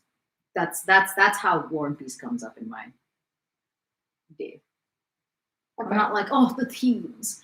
Instead, I'm like, Alpatish sounds weird. Okay. Dunyasha, stop talking, Nitya. Send Alpatish or Dronushka or somebody to me, she said. And tell Mademoiselle Bourrienne not to come to me, she added, hearing Mademoiselle Bourrienne's voice. We must go at once, she said, appalled at the thought of being left in the hands of the French. Wait, I thought she said it was going to be fine. She said, until my Princess... I don't know. This is Princess Mary saying this, right? We must go at once? Yeah. Well, it's confusing because it says hearing Mademoiselle Bourrienne's voice, and then it goes into the quote, which could be Mademoiselle Bourrienne's voice saying that. Or Mary. No, I think so. Like Mademoiselle Bourrienne was like, we can stay with the French. It's great. Yeah. And then Princess Mary switched because at first she'd been like, no, I'm not going anywhere. I can't. Totally. And then Mademoiselle Bourrienne was like, so she's the one that's appalled. Yes, she's appalled. That makes and she's sense. Like, okay, we have to get out of here. If Prince Andrew heard that I was in the power of the French, that I, the daughter of Prince Nicholas Bolkonsky, asked General Rameau for protection and accepted his favor, this idea horrified her, made her shudder, blush, and feel such a rush of anger and pride as she had never experienced before. All that was distressing, and especially all that was humiliating in her position rose vividly to her mind. They, the French, would settle in this house. Mademoiselle, Monsieur. Monsieur, thank you. Monsieur le General Rameau would occupy Prince Andrew's study and amuse himself by looking through and reading his letters and papers. Mademoiselle Bourienne would do the honors of Bogucharovo for him. I should be given a small room as a favor. The soldiers would violate my father's newly dug grave to steal his crosses and stars. They would tell me of their victories over the Russians and would pretend to sympathize with my sorrow, thought Princess Mary, not thinking her own thoughts, but feeling bound to think like her father and her brother. For herself, she did not care where she remained or what happened to her, but she felt herself the representative of her dead father and of Prince Andrew. Involuntarily, she thought their thoughts and felt their feelings. What they would have said and what they would have done, she felt bound to say and do. She went into Prince Andrew's study, tried to enter completely into his ideas, and considered her position. She does it quite well because she's like, what would Andrew say? That's such a narcissistic way of interpreting it, and it caught me off guard. Because I was like, whoa. She's like, the reason she thinks she should go is not because she would be in the hands of the French, but rather that, like, what would Andrew think if he found out that I was in the hands of the French? And I thought that was a very Andrew-like thought, and then lo and behold, you get to the end of the thing, and she's like, she is trying to think like him. Nailing it, basically. The demands of life, which had seemed to her annihilated by her father's death, all at once rose before her with a new, previously unknown force and took possession of her.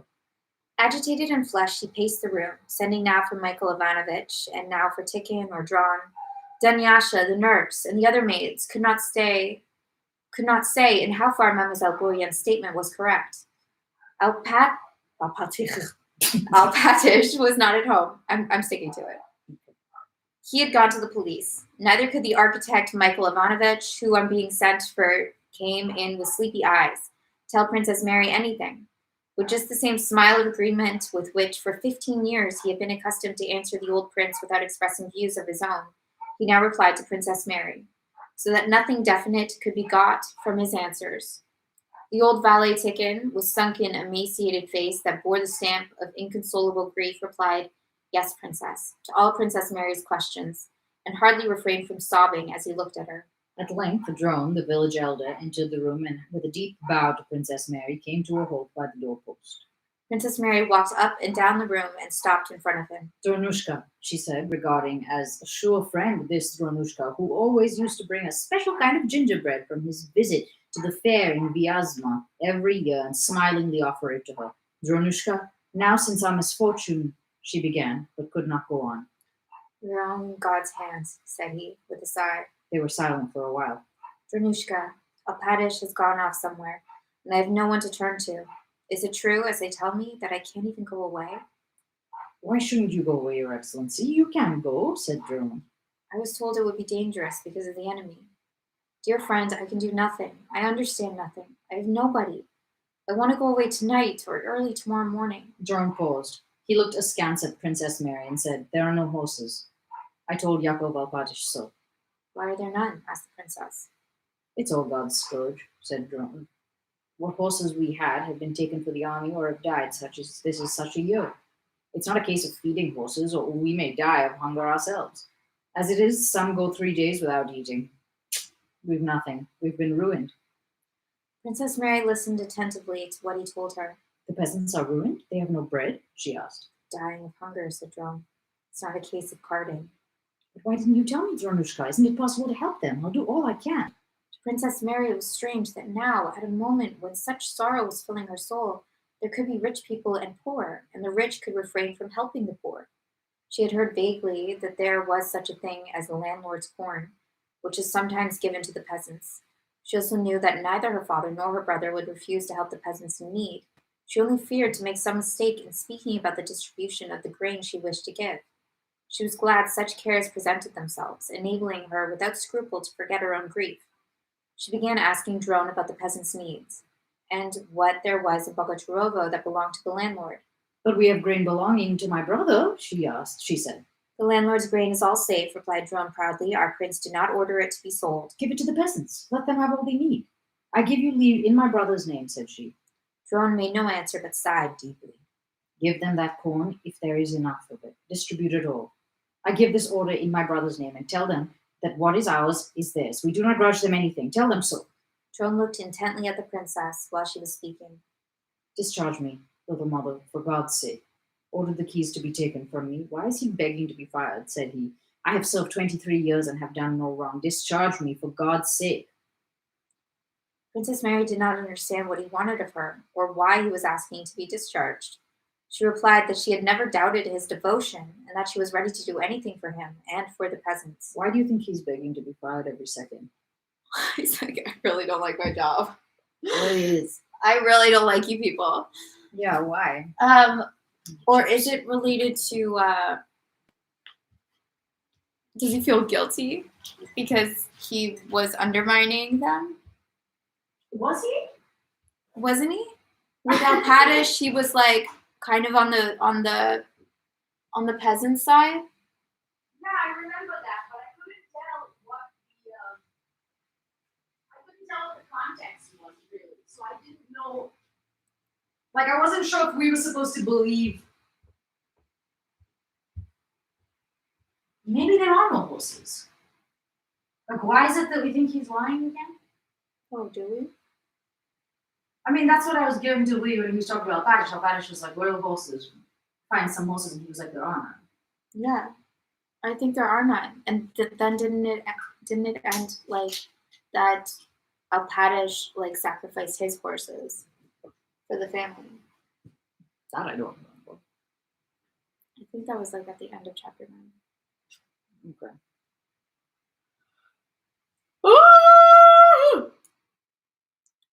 Chapter 11. An hour later, Dunyasha came to tell the princess that Drone had come, and all the peasants had assembled at the barn by the princess's order and wished to have a word with their mistress. But I never told them to come, said Princess Mary. I only told Drone to let them have the grain. Only for God's sake, princess dear, have them sent away and don't go out to them. It's all a trick, said Dunyasha. And when Yakov Alpatish returns, let us get away, and please don't. What is a trick? Asked Princess Mary in surprise. I know it is. Only listen to me, for God's sake. Ask nurse, too. They say they don't agree to leave Bargochorovo as you ordered. You're making some mistake. I never ordered them to go away, said Princess Mary. Call Dronushka. Drone came and confirmed Dunyasha's words. The peasants had come by the princess's order. But I never sent for them, declared the princess. You must have given my message wrong. I only said that you were to give them the grain. Drone only sighed in reply. If you order it, they will go away, said he. No, I'll go out to them, said Princess Mary. What is happening? I'm just holding on. Okay. And in spite of the nurses and Dunyasha's protest, she went out into the porch. Drone, Dunyasha, the nurse, and Michael Ivanovich following her. They probably think I'm offering them the grain to bribe them to remain here while I myself go away, leaving them to the mercy of the French, thought Princess Mary. I will offer them monthly rations and housing at our Moscow estate. I'm sure Andrew would do even more in my place, she thought as she went out in the twilight toward the crowd standing on the pasture. Is this going to end in violence? I'm not sure. Standing on the pasture by the barn. The men crowded closer together. Part of me is thinking, like, she's the mother of dragons. Yeah. Or this ends very badly. Right. The men crowded closer together, stirred, and rapidly took off their hats. Princess Mary lowered her eyes and, tripping over her skirt, came close up to them. So many different eyes, old and young, were fixed on her, and there were so many different faces that she could not distinguish any of them, and feeling that she must speak to them all at once, did not know how to do it. But again, the sense that she represented her father and her brother gave her courage, and she boldly began her speech. I'm very glad you have come, she said without raising her eyes and feeling her heart beating quickly and violently. Dronushka tells me that the war has ruined you. That is our common misfortune, and I shall grudge nothing to help you. I am myself going away because it is dangerous here. The enemy is near, because I am giving you everything, my friends, and I beg you to take everything, all our grain, so that you may not suffer want. And if you have been told that I am giving you the grain to keep you here, that is not true.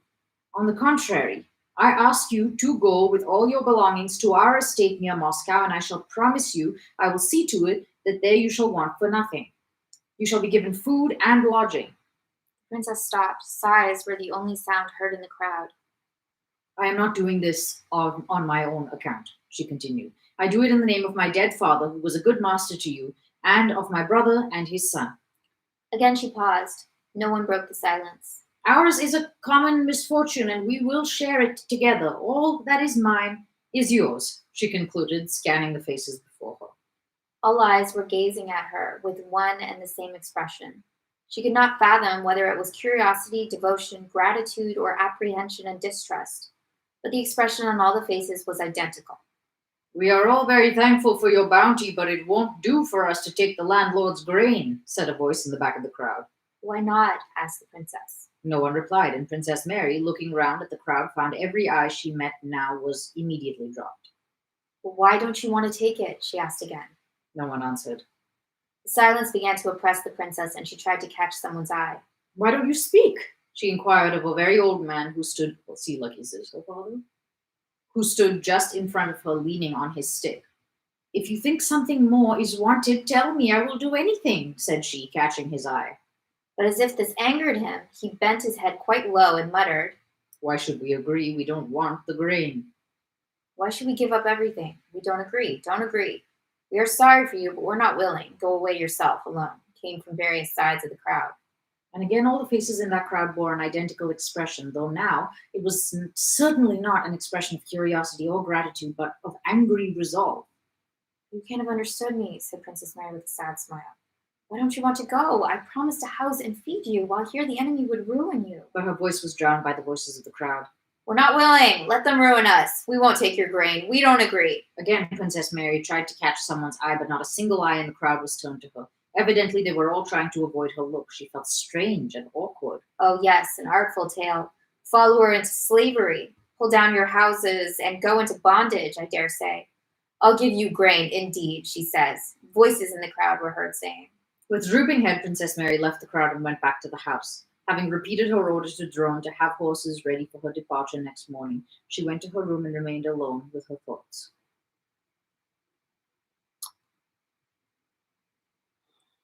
Okay.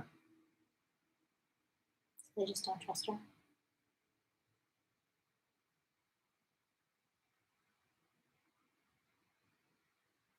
I mean, I want to say that this is like they're rising up and are like, we stand a better chance with the French than like following you into slavery. To me, I was wondering if they already feel this is slavery. Or they're, I don't know. There hasn't been much perspective on that, but like how any of these people feel about being serfs. Yes, and I think that in part, I've actually thought about this. I think in part that's intentional because maybe I'm giving him too much credit, but like they are sort of like a faceless, nameless blob, a mass, and certainly their feelings we're not interested in. Unless it relates to one of their royalty. Right. I'm trying to think. What do you think is the smartest thing for them to do? Who? The peasant. Do you think they should go with him?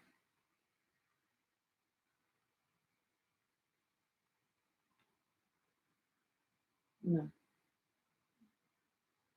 Just based on the like, and I feel like what I have by way of information is almost what they have, which is like rumor. Yeah. And like, I think this is happening, right. Or we hear that such and such is happening, and it seems like the French are actually pretty chill. At least, again, from the narrative that I feel like we're getting. Yeah, definitely. It does seem like there's more. Well, it's a revolution, so there's more like free rights amongst the French than the Russians at this point.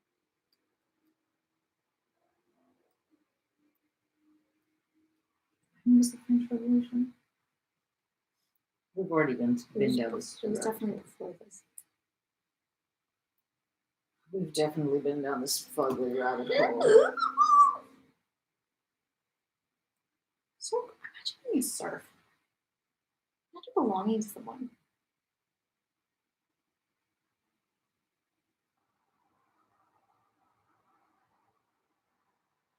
I mean, the only positive thing I can imagine about it is that you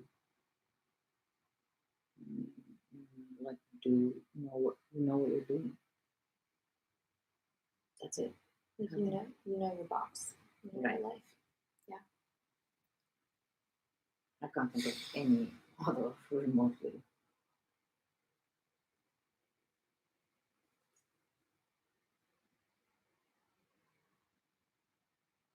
You're looking for this. Did you find it? Yeah, it was a really long period, but leading up to the end of the 1700s. That's what I thought. Mm-hmm. I mean, you probably retained it from the last fucking time that we Right. Googled it, which was not that long ago, honestly. But I just don't retain shit. Okay. Chapter 12. For a long time that night, Princess Mary sat by the open window of her room, hearing the sound of the peasants' voices that reached her from the village, but it was not of them she was thinking. She felt that she could not understand them, however much she might think about them. She thought only of one thing, her sorrow, maybe that's why, which, after the break caused by cares for the present, seemed already to belong to the past. Now she could remember it and weep or pray. That's it. Which, after the break caused by cares for the present, seemed already to belong to the past. Okay. After sunset, the wind had dropped. The night was calm and fresh. Toward midnight, the voices began to subside. A cock crowed. The full moon began to show from behind the lime trees. Lime trees? A fresh Yeah, they white. keep mentioning them. Oh, okay. A fresh white dewy mist began to rise, and stillness reigned over the village and the house. Pictures of the near past, her father's illness and last moments, rose one after another to her memory. With mournful pleasure, she now lingered over these images, repelling with horror only the last one, the picture of his death, which she felt she could not contemplate, even if imagination at this still and even in imagination at this still and mystic hour of the night. And these pictures presented themselves to her so clearly and in such detail that they seemed now present, now past, and now future. She vividly recalled the moment when he had had his first stroke, and was being dragged along by his armpits through the garden at Bald Hills, muttering something with his helpless tongue, twitching his gray eyebrows and looking uneasily and timidly at her. Even then, he wanted to tell me what he told me the day he died, she thought. He had always thought what he said then. And she recalled in all its detail the night at Bald Hills before he had the last stroke, when, with the foreboding of disaster, she had remained at home against his will. She had not slept and stolen downstairs on tiptoe, and had stolen. I'm sucking at reading right now. She had not slept and had stolen downstairs on tiptoe, and going to the door of the conservatory where he slept that night, had listened at the door. In a suffering and weary voice, he was saying something to Tikhon, speaking of the Crimea and its warm nights and of the Empress. Evidently, he had wanted to talk. And why didn't he call me? Why didn't he let me be there instead of Tikhon? Princess Mary had thought, and thought again now. Now he will never tell anyone what he had in his soul. Never will that moment return for him or for me, when he might have said all he longed to say, and not Tikhon, but I, might have heard and understood him. Why didn't I enter the room? She thought. Perhaps he would then have said to me what he said the day he died. While talking to Tikhon, he asked about me twice. He wanted to see me, and I was standing close by outside the door. It was sad and painful for him to talk to Tikhon, who did not understand him. I remember how he began speaking to him about Lisa as if she were alive. He had forgotten she was dead. And Tikhon reminded him that she was no more, and he shouted, "Fool!" He was greatly depressed. From behind the door, I heard how, oh my God. From behind the door, I heard how he lay down on his bed, groaning and loudly exclaiming, "My God, why didn't I go in them then?" Oh my God, my brain's broken. Why didn't I go in then? What could he have done to me? What could I have lost? And perhaps he would then have been comforted and would have said that word to me. And Princess Mary uttered aloud the caressing word he had said to her on the day of his death. "Dearest," she repeated, and began sobbing with tears that relieved her soul.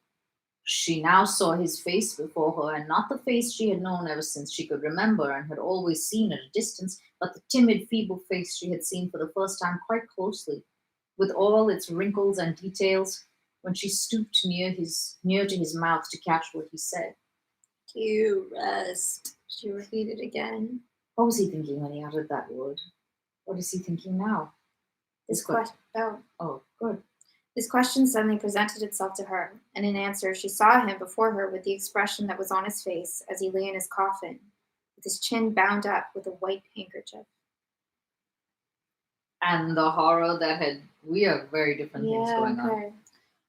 And the horror that had seized her when she touched him and convinced herself that that was not he, but something mysterious and horrible seized her again. She tried to think of something else and to pray, but could do neither. With wide open eyes, she gazed at the moonlight and the shadows, expecting every moment to see his dead face. And she felt that silence brooding over the house, and within it held her fast. "Dunyasha," she whispered. "Dunyasha," she screamed wildly.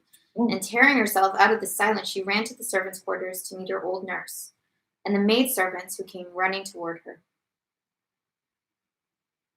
Okay. It's 13 more. 8 pages? Can I read them? Yeah, let's go for it. Chapter 13. I feel guilty that we've been so stingy the last. I know, it's been like 2 chapters a night. I know. Stingy. Chapter 13. On the 17th of August, Rostov and Ilian, accompanied by Lavrushka, who had just returned from captivity, and by an Azar orderly, left their quarters at Yankovo, 10 miles from Bogocharovo, and went for a ride to try a new horse Ilian had bought and to find out whether there was any hay to be had in the villages. For the last 3 days, Bogucharovo had lain between the two hostile armies, so that it was as easy for the Russian rearguard to get to it as for the French vanguard. And Rostov, I didn't know vanguard was the opposite of rearguard. Cool. Rostov, as a careful squadron commander, wished to take such provisions as remained at Bogucharovo before the French could get them. Rostov and Ilian were in the merriest of moods. On the way to Bogocharovo, a princely estate with a dwelling house and farm where they hoped to find many domestic serfs and pretty girls, they questioned Lavrushka about Napoleon and laughed at his stories and raced one another to try Ilian's horse. Rostov had no idea that the village he was entering was the property of that very Bolkonsky who had been engaged to his sister. Rostov and Ilian gave rein to their horses for a last race along the incline before reaching Bogocharovo, and Rostov, outstripping Ilian, was the first to gallop into the village street. "You're first," cried Ilian, flushed. "Yes, always first, both on the grassland and here," answered Rostov, stroking his heated Donets horse. "And I'd have won on my Frenchie, Your Excellency," said Lavrushka from behind, alluding to his shabby cart horse. "Only I didn't wish to mortify you." They rode at a foot pace to the barn, where a large crowd of peasants was standing. Some of the men bared their heads. Others stared at the new arrivals without doffing their caps. 2 tall old peasants with wrinkled faces and scanty beards emerged from the tavern, smiling, staggering, and singing some incoherent song, and approached the officers. "Fine fellows," said Rostov, laughing. "Is there any hay here?" "And how like one another," said Ilian. "A most merry compa," sang one of the peasants with a blissful smile. One of the men came out of the crowd and went up to Rostov. "Who do you belong to?" he asked. "The French," replied Ilian jestingly. "And here is Napoleon himself," and he pointed to Lavrushka. "You are Russians?" the peasant asked again. "And is there a large force of you here?" said another, a short man, coming up. "Very large," answered Rostov. "But why have you collected here?" he added. "Is it a holiday?" "The old men have met to talk over the business of the commune," replied the peasant, moving away. That moment, on the road leading from the big house, 2 women and a man in a white hat were seen coming toward the officers. "The one in pink is mine, so keep off," said Ilian, on seeing Dunyasha running resolutely toward him. "She'll be ours," said Lavrushka to Ilian, winking. "What do you want, my pretty?" said Ilian with a smile. "The princess ordered me to ask your regiment and your name." "This is Count Rostov, squadron commander, and I am your humble servant." "Company," roared the tipsy peasant with a beatific smile as he looked at Ilian talking to the girl. Following Dunyasha, Alpatish advanced to Rostov, having bared his head while still at a distance. May I make bold to trouble your honor? Said he respectfully, but with a shade of contempt for the youthfulness of this officer, and with a hand thrust into his bosom. My mistress, daughter of General-in-Chief Prince Nicholas Bolkonsky, who died on the 15th of this month, finding herself in difficulties owing to the boorishness of these people, he pointed to the peasants, asks you to come up to the house. Won't you please ride on a little farther, said Alpatish, with a melancholy smile, as it is not convenient in the presence of. He pointed to the two peasants who kept as close to him as horse flies to a horse. Ah, Alpatish, Yakov, Alpatish. Grand, forgive us for Christ's sake, eh? Said the peasants, smiling joyfully at him. Rostov looked at the tipsy peasants and smiled. Or perhaps they amuse your honor, remarked Alpatish with a staid air, as he pointed to the old man with his free hand. No, there's not much to be amused at here, said Rostov, and rode on a little way. What's the matter? He asked. I make bold to inform your honor that the rude peasants here don't wish to let the mistress leave the estate, and threaten to unharness her horses, so that though everything has been packed up since morning, her excellency cannot get away. Impossible, exclaimed Rostov. I have the honor to report to you the actual truth, said Alpatish. Rostov dismounted, gave his horse to the orderly, and followed Alpatish to the house, questioning him as to the state of affairs. It appeared that the princess's offer of corn to the peasants the previous day, and her talk with Drone and at this meeting, had actually had so bad an effect that Drone had finally given up the keys and joined the peasants, and had not appeared when Alpatish sent for him, and that in the morning, when the princess gave orders to harness for her journey, the peasants had come in a large crowd to the barn and sent word that they would not let her leave the village, that there was an order not to move, and that they would unharness the horses. Alpatish had gone out to admonish them, but was told, it was chiefly Karp who did the talking, Drone not showing himself in the crowd, that they could not let the princess go, that there was an order to the contrary, but that if she stayed, they would serve her as before and obey her in everything. At the moment when Rostov and Ilian were galloping along the road, Princess Mary, despite the dissuasions of Alpatish, her nurse, and the maids, had given orders to harness and intended to start. But when the cavalrymen were espied, they were taken for Frenchmen. The coachman ran away, and the women in the house began to wail. Father, benefactor, God has sent you, exclaimed deeply moved voices as Rostov passed through the anteroom. Princess Mary was sitting helpless and bewildered in the large sitting room when Rostov was shown in. She could not grasp who he was and why he had come, or what was happening to her. When she saw his Russian face, and by his walk and the first words he uttered recognized him as a man of her own class, she glanced at him with her deep, radiant look and began speaking in a voice that faltered and trembled with emotion. This meeting immediately struck Rostov as a romantic event. A helpless girl overwhelmed with grief, left to the mercy of coarse, rioting peasants. And what a strange fate sent me here. What gentleness and nobility there are in her features and expression, thought he, as he looked at her and listened to her timid story. What is happening? I don't know if he meant like romantic. Romantic. Yes, I thought he meant poetic. Yeah. Until, I don't know. Features. Until her feature. And then I was like, wait.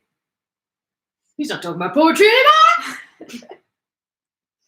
When she began to tell him that all this had happened the day after her father's funeral, her voice trembled.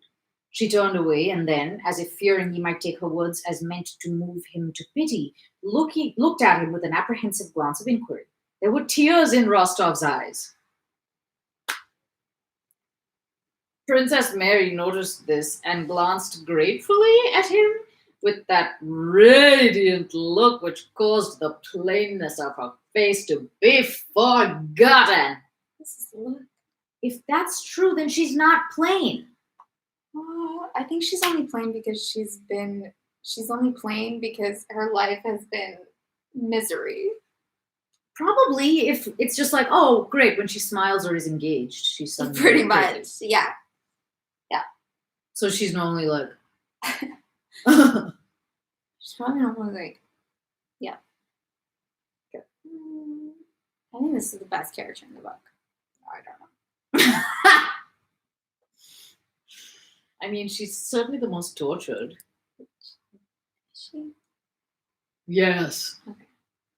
When she's like, I have hopes and no, it's the devil. The devil wants me Yeah. to be happy. I think she's the most tortured. Yeah. Cannot express princess. Why is he crying? I don't He's like, know. your father died. We're in the same class. We're lovely features. I just cannot get over your radiance right now. I cannot express, princess, how glad I am that I happen to ride here and I'm able to show my readiness to serve you, said Rostov, rising. Go when you please, and I give you my word of honor that no one shall dare to cause you annoyance if only you will allow me to act as your escort. And bowing respectfully as if to a lady of royal blood, he moved toward the door. Rostov's deferential tone seemed to indicate that though he would consider himself happy to be acquainted with her, he did not wish to take advantage of her misfortunes to intrude upon her.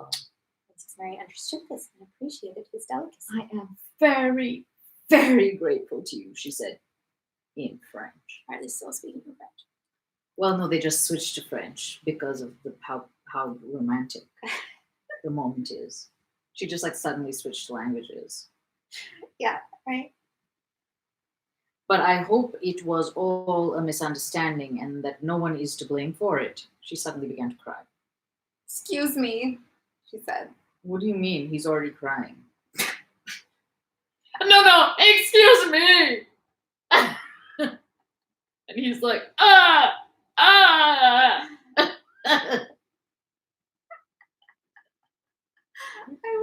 I wish people were still like this. Still, I'm assuming that Tolstoy is depicting people Like this this? time accurately. Yeah.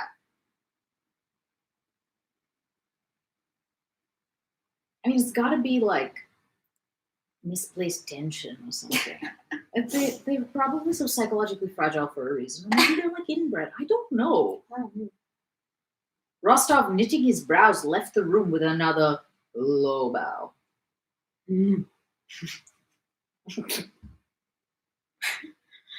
He's in child's pose and then slowly backtracks on all fours. Wow, what's gonna happen? I don't know. I'm kind of curious. How long is the next one? It's 10 pages. Ah.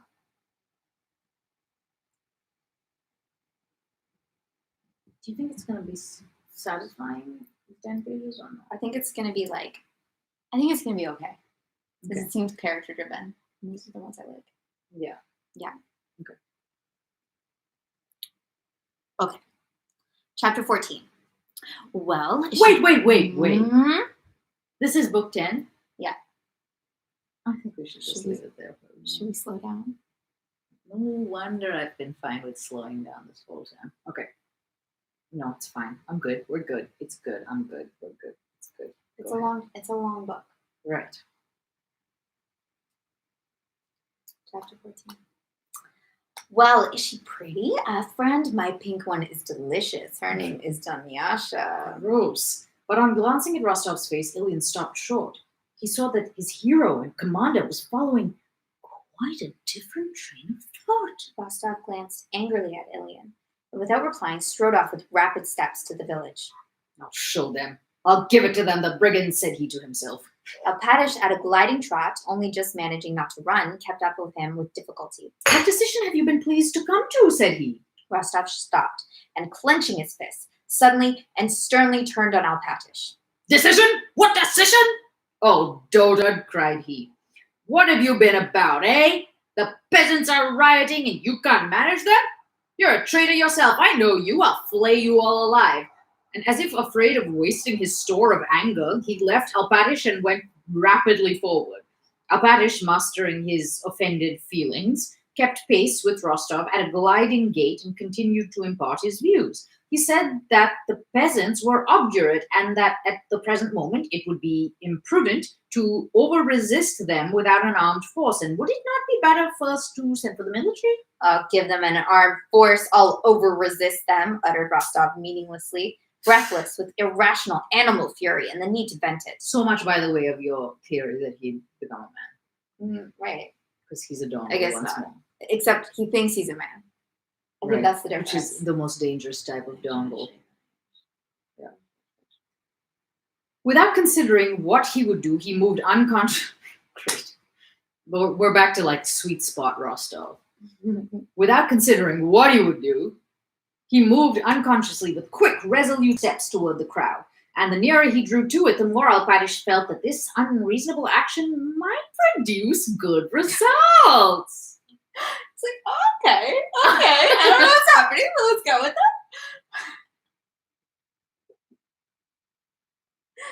I didn't agree, but it's so much of what I don't agree with that I think maybe I agree. The peasants in the crowd were similarly impressed when they saw rapid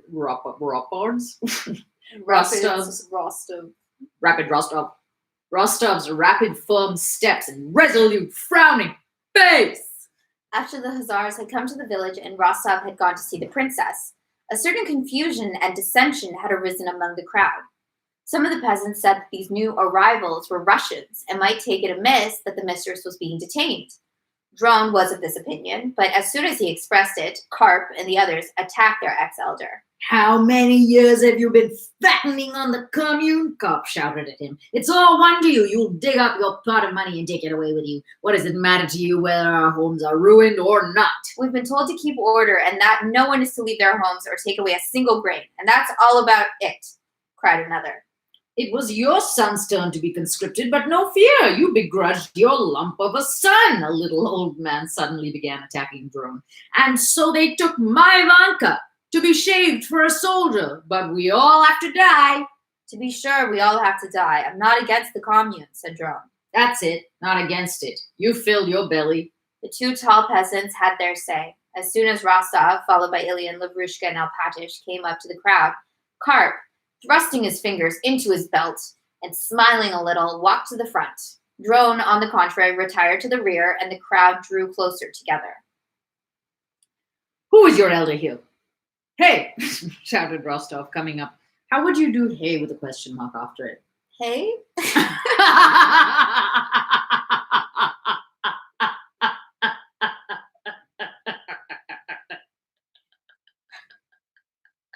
That's what I thought. Yeah. Who is your elder here? Hey? It's like that. Did it sound authoritative? Hey. Shouted Rostov, coming up to the crowd with quick steps. The elder, what do you want with him? Asked Karp. But before the words were well out of his mouth, his cap flew off and a fierce blow jerked his head to one side. Caps off, traitors, shouted Rostov in a wrathful voice. Where's the elder? He cried furiously. The elder, he wants the elder. Drone Zakharik, you! Meek and flustered voices here and there were heard calling, and caps began to come off their heads. We don't riot, we're following the orders, declared Karp. And at that moment, several voices began speaking together. It's as the old men have decided. There's too many of you giving orders. Arguing? Mutiny! Brigands! Traitors! Cried Rostov, unmeaningly in a voice not his own, gripping Karp by the collar. Bind him! Bind him! He shouted, though there was no one to bind him but Lavrushka and Alpatic. Lavrushka, however, ran up to Karp and seized him by the arms from behind. Shall I call up our men from beyond the hill? He called out. Alpatish turned to the peasants and ordered two of them by name to come and bind Karp. The men obediently came out of the crowd and began taking off their belts. Where's the elder? Demanded Rostov in a loud voice. With a pale and frowning face, Drone stepped out of the crowd. Are you the elder? Bind him, Lavrushka, shouted Rostov, as if that order, too, could not possibly meet with any opposition. And in fact, two more peasants began binding Drone, who took off his own belt and handed it to them as if to aid them. And you all listen to me, said Rostov to the peasants. Be off to your houses at once, and don't let one of your voices be heard. Why, we've not done any harm. We did it just out of foolishness. It's all nonsense. I said then that it was not in order. Voices were heard bickering with one another. There. What did I say? Said Alpatish, coming into his own again. It's wrong, lads. All our stupidity, Yakov Alpatish, came the answers, and the crowd began at once to disperse through the village. The two bound men were led off to the master's house. The two drunken peasants followed them. Aye, when I look at you, said one of them to Karp. How can one talk to the masters like that? What were you thinking of, you fool? Added the other. A real fool. 2 hours later, the carts were standing in the courtyard of the Bogucharovo house. The peasants were briskly carrying around the proprietor's goods and packing them on the carts, and Drone, liberated at Princess Mary's wish from the cupboard where he had been confined, was standing in the yard directing the men. Don't put it in so carelessly, said one of the peasants, a man with a round, smiling face taking a casket from a housemaid. You know it has cost money. How can you chuck it in like that or shove it under the cord where it'll get rubbed? I don't like that way of doing things. Let it all be done properly, according to rule. Look here. Put it under the bast matting and cover it with hay. That's the way. Hey, books, books, said another peasant, bringing out Prince Andrew's library cupboards. Don't catch up against it. It's heavy, lads. Solid books. Yes, they worked all day and didn't play, remarked the tall, round-faced peasant, gravely pointing with a significant wink at the dictionaries that were on the top. Unwilling to obtrude himself on the princess, Rostov did not go back to the house but remained in the village awaiting her departure. When her carriage drove out of the house, he mounted and accompanied her 8 miles from Bogucharovo to where the road was occupied by our troops. At the inn at Yankovo, he respectfully took leave of her for the first time, permitting himself to kiss her hand. How can you speak so? He blushingly replied to Princess Mary's expressions of gratitude for her deliverance, as she termed what had occurred. Any police officer would have done as much. If we had had only peasants to fight, we should not have let the enemy come so far, said he with a sense of shame and wishing to change the subject. I am only happy to have had the opportunity of making your acquaintance. Goodbye, Princess. I wish you happiness and consolation, and hope to meet you again in happier circumstances. If you don't want to make me blush, please don't thank me. But the princess, if she did not again thank him in words... thank you. No, but don't thank me. But thank you. Thank you. No, but thank you. Just to have met your acquaintance. Stop, this is too awkward. Just to have been in your presence, and it is my fault because I'm a soldier and I did not protect you. What is going on? I don't know. Nicholas. He's always been just inscrutable. He's just been a dongle. Yeah, I said. If he lived today, he would be like Brett Kavanaugh. Yeah. I don't know. It's like I'm just a good lad who I'm likes such beer. a good man. I just like beer. We just had some beers. God. He talked about beer so many times. Really likes beer. I can't believe people bought his horse. It's like, yeah, I've been known to have a weak stomach. That's why they were talking about me vomiting and stuff. Because of the drinking. We only had a couple of beers. Him and his stupidly named friends. Yeah. Okay. But the princess, if she did not again thank him in words, thanked him with the whole expression of her face, radiant with gratitude and tenderness. She could not believe that there was nothing to thank him for. On the contrary, it seemed to her certain that had he not been there, she would have perished at the hands of the mutineers and of the French. And that he had exposed himself to terrible and obvious danger to save her. And even more certain was it that he was a man of lofty and noble soul, able to understand her position and her sorrow, his kind, honest eyes with the tears rising in them when she herself had begun to cry as she spoke of her loss, did not leave her memory. Also because it only happened like 7 minutes ago. Remember when? I can't stop thinking about when he... Oh, sorry, you was... When she had taken leave of him and remained alone, she suddenly felt her eyes filling with tears. And then, not for the first time, the strange question presented itself to her. Did she love him? I'm thinking about him. Is it because I love him? Oh my God. I think she loves him. If I thought like Sonia. this... I wish I thought like this. I think I love him. I don't think you wish you thought like this. I spoke to him. Not once, but twice. Was the second to I think that's discuss love. your nuptials? I think that's what one does when you're in love. You talk? Yes. I've seen couples do this. Dude, what an Maybe unlikely She fucking. does love him. Very unlikely. I did not picture them together. I mean, I was fully about to make a joke about it. Yeah. But then I thought, there's just no way. There's just no way. Wasn't like Anatoly like too, what's it Good called? looking. Yeah, like too attractive. Is Nicholas good looking? I've just assumed that he was. Me too. He's probably normal looking. Do you ever think that like most guys are just kind of normal looking, but they get by? Anyway. Sure, all the time. All the time. I think you are very normal looking. Somehow you're getting by.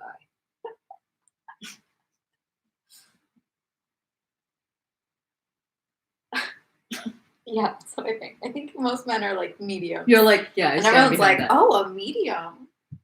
yeah. Whereas every guy's like, nah. She's gotta be a 10. I'm sure I have lots of thoughts about this. I'm sure you do too. Just like it's hard for me to talk about it now because I'm It's almost impossible for tens to understand.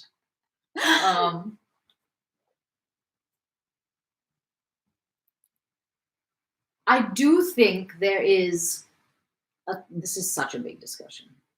Because it goes back to like women having to trade on their looks and men trading on like what they've got. Yeah. So does that like explain it that women are just like much more conscientious because they about their appearance because it's such a thing that we're like hardwired to value or to like associate value with?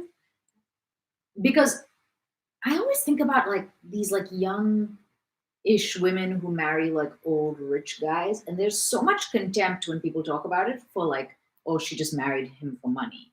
Yeah. There's such contempt in there, and no one is ever like, oh, he just married her for her looks. I think there's some of that. Is there? It tends to be more like related to youth, but there definitely is a bit of that. Youth. But that's like, it's like trading up. It's not like, it's not how people, I think that there's a lot of judgment, more judgment about women who marry for money or, you know, Yeah. I think there's more judgment there than for men who run around after young girls. Yeah, it's true. Because that's, God forbid you care about money as a woman. right. Whereas no one would be like, you want an attractive partner? Yeah. What's wrong with you? Yeah. That's so gross. Yeah. That's always been so weird to me. I'm like, if we're just like profiling people from across the room and we know nothing about these people and their relationships and their characters and how they, whether or not they actually are, I don't know, like we know nothing, then this is equally disgusting as that is. If you think that is disgusting, either that or both are totally like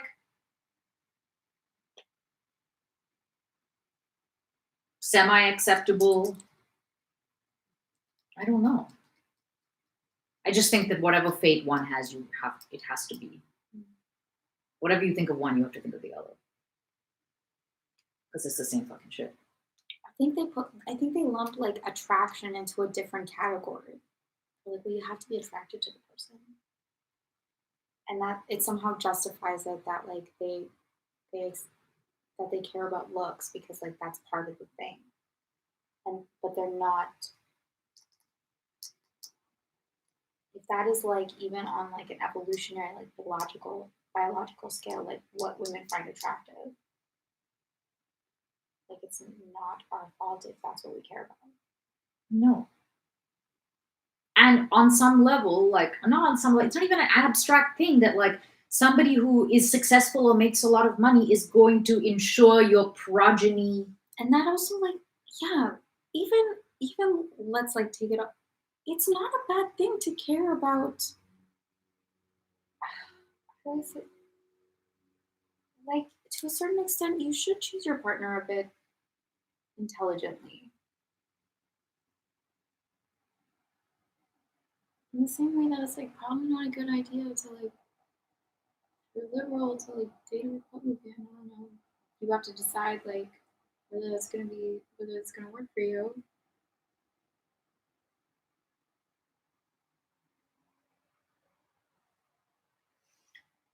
I think you're right that it does somehow feel like men are just leaning into a natural tendency Yeah. when they um, pursue those kinds of relationships, but women are somehow pursuing a tendency that's much more like worldly and less like about biological imperative, which is bullshit because I think that is biological imperative. Right. Giving crap about the status of your mate everything depends on it.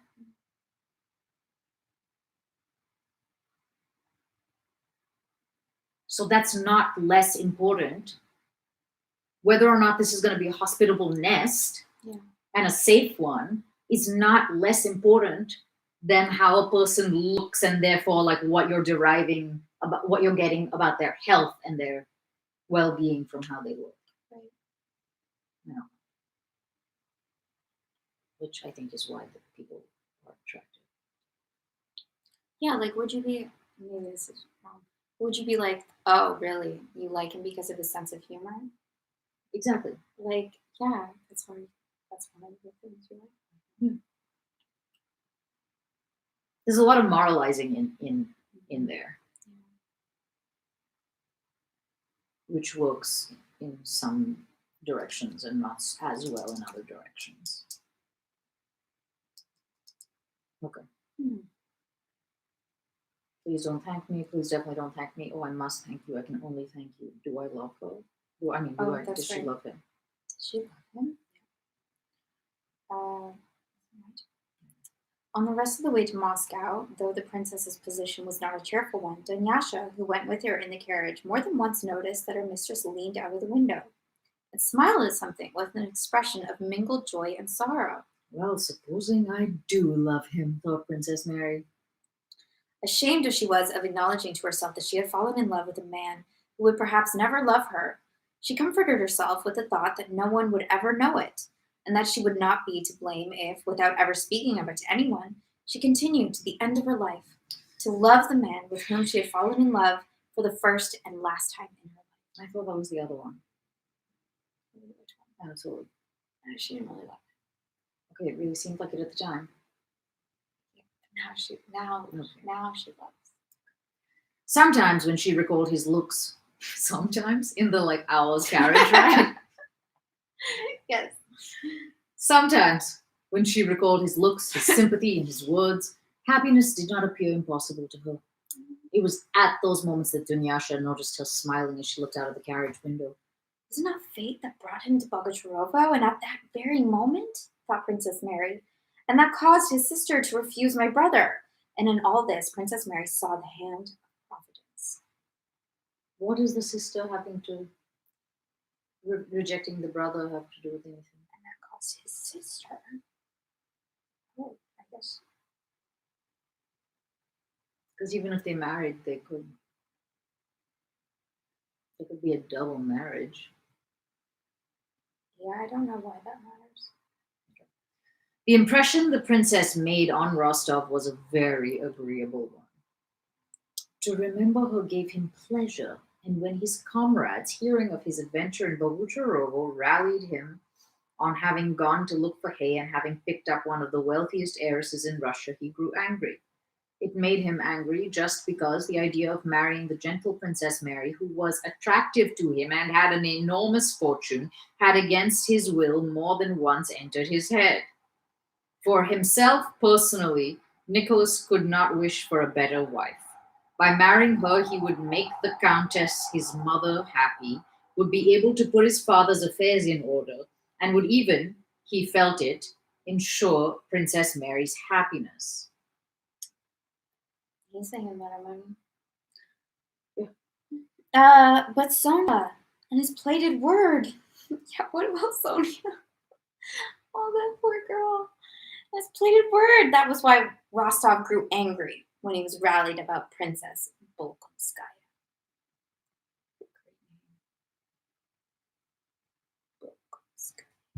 How weird. Huh, did not see that one coming. No. Very unlikely. Hmm. I am now checking IMDb to see. Well, everyone's going to be beautiful. Wait, Princess Mary? Yeah. Oh, we already looked her up. But yeah, she was like normal. Oh, right, because we were like, who is this heinous woman? Yeah. And of course.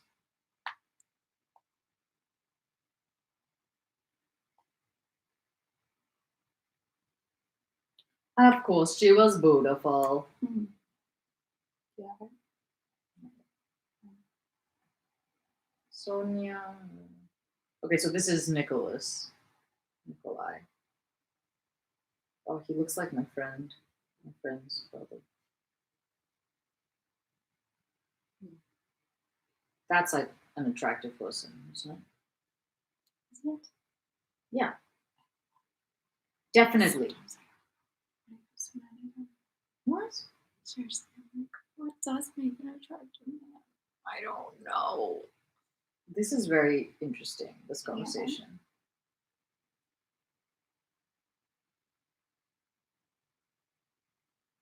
Okay, yeah, I remember her now. So logical in his thought. I was thinking of her. He's like, I could make her. She's great. What a hideous woman.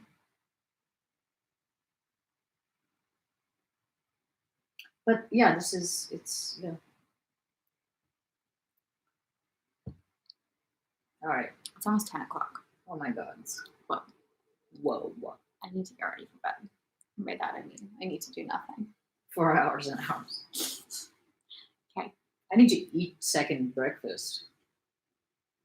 What? I need to eat some. Have you not eaten all day? I have. Can I? What have I eaten?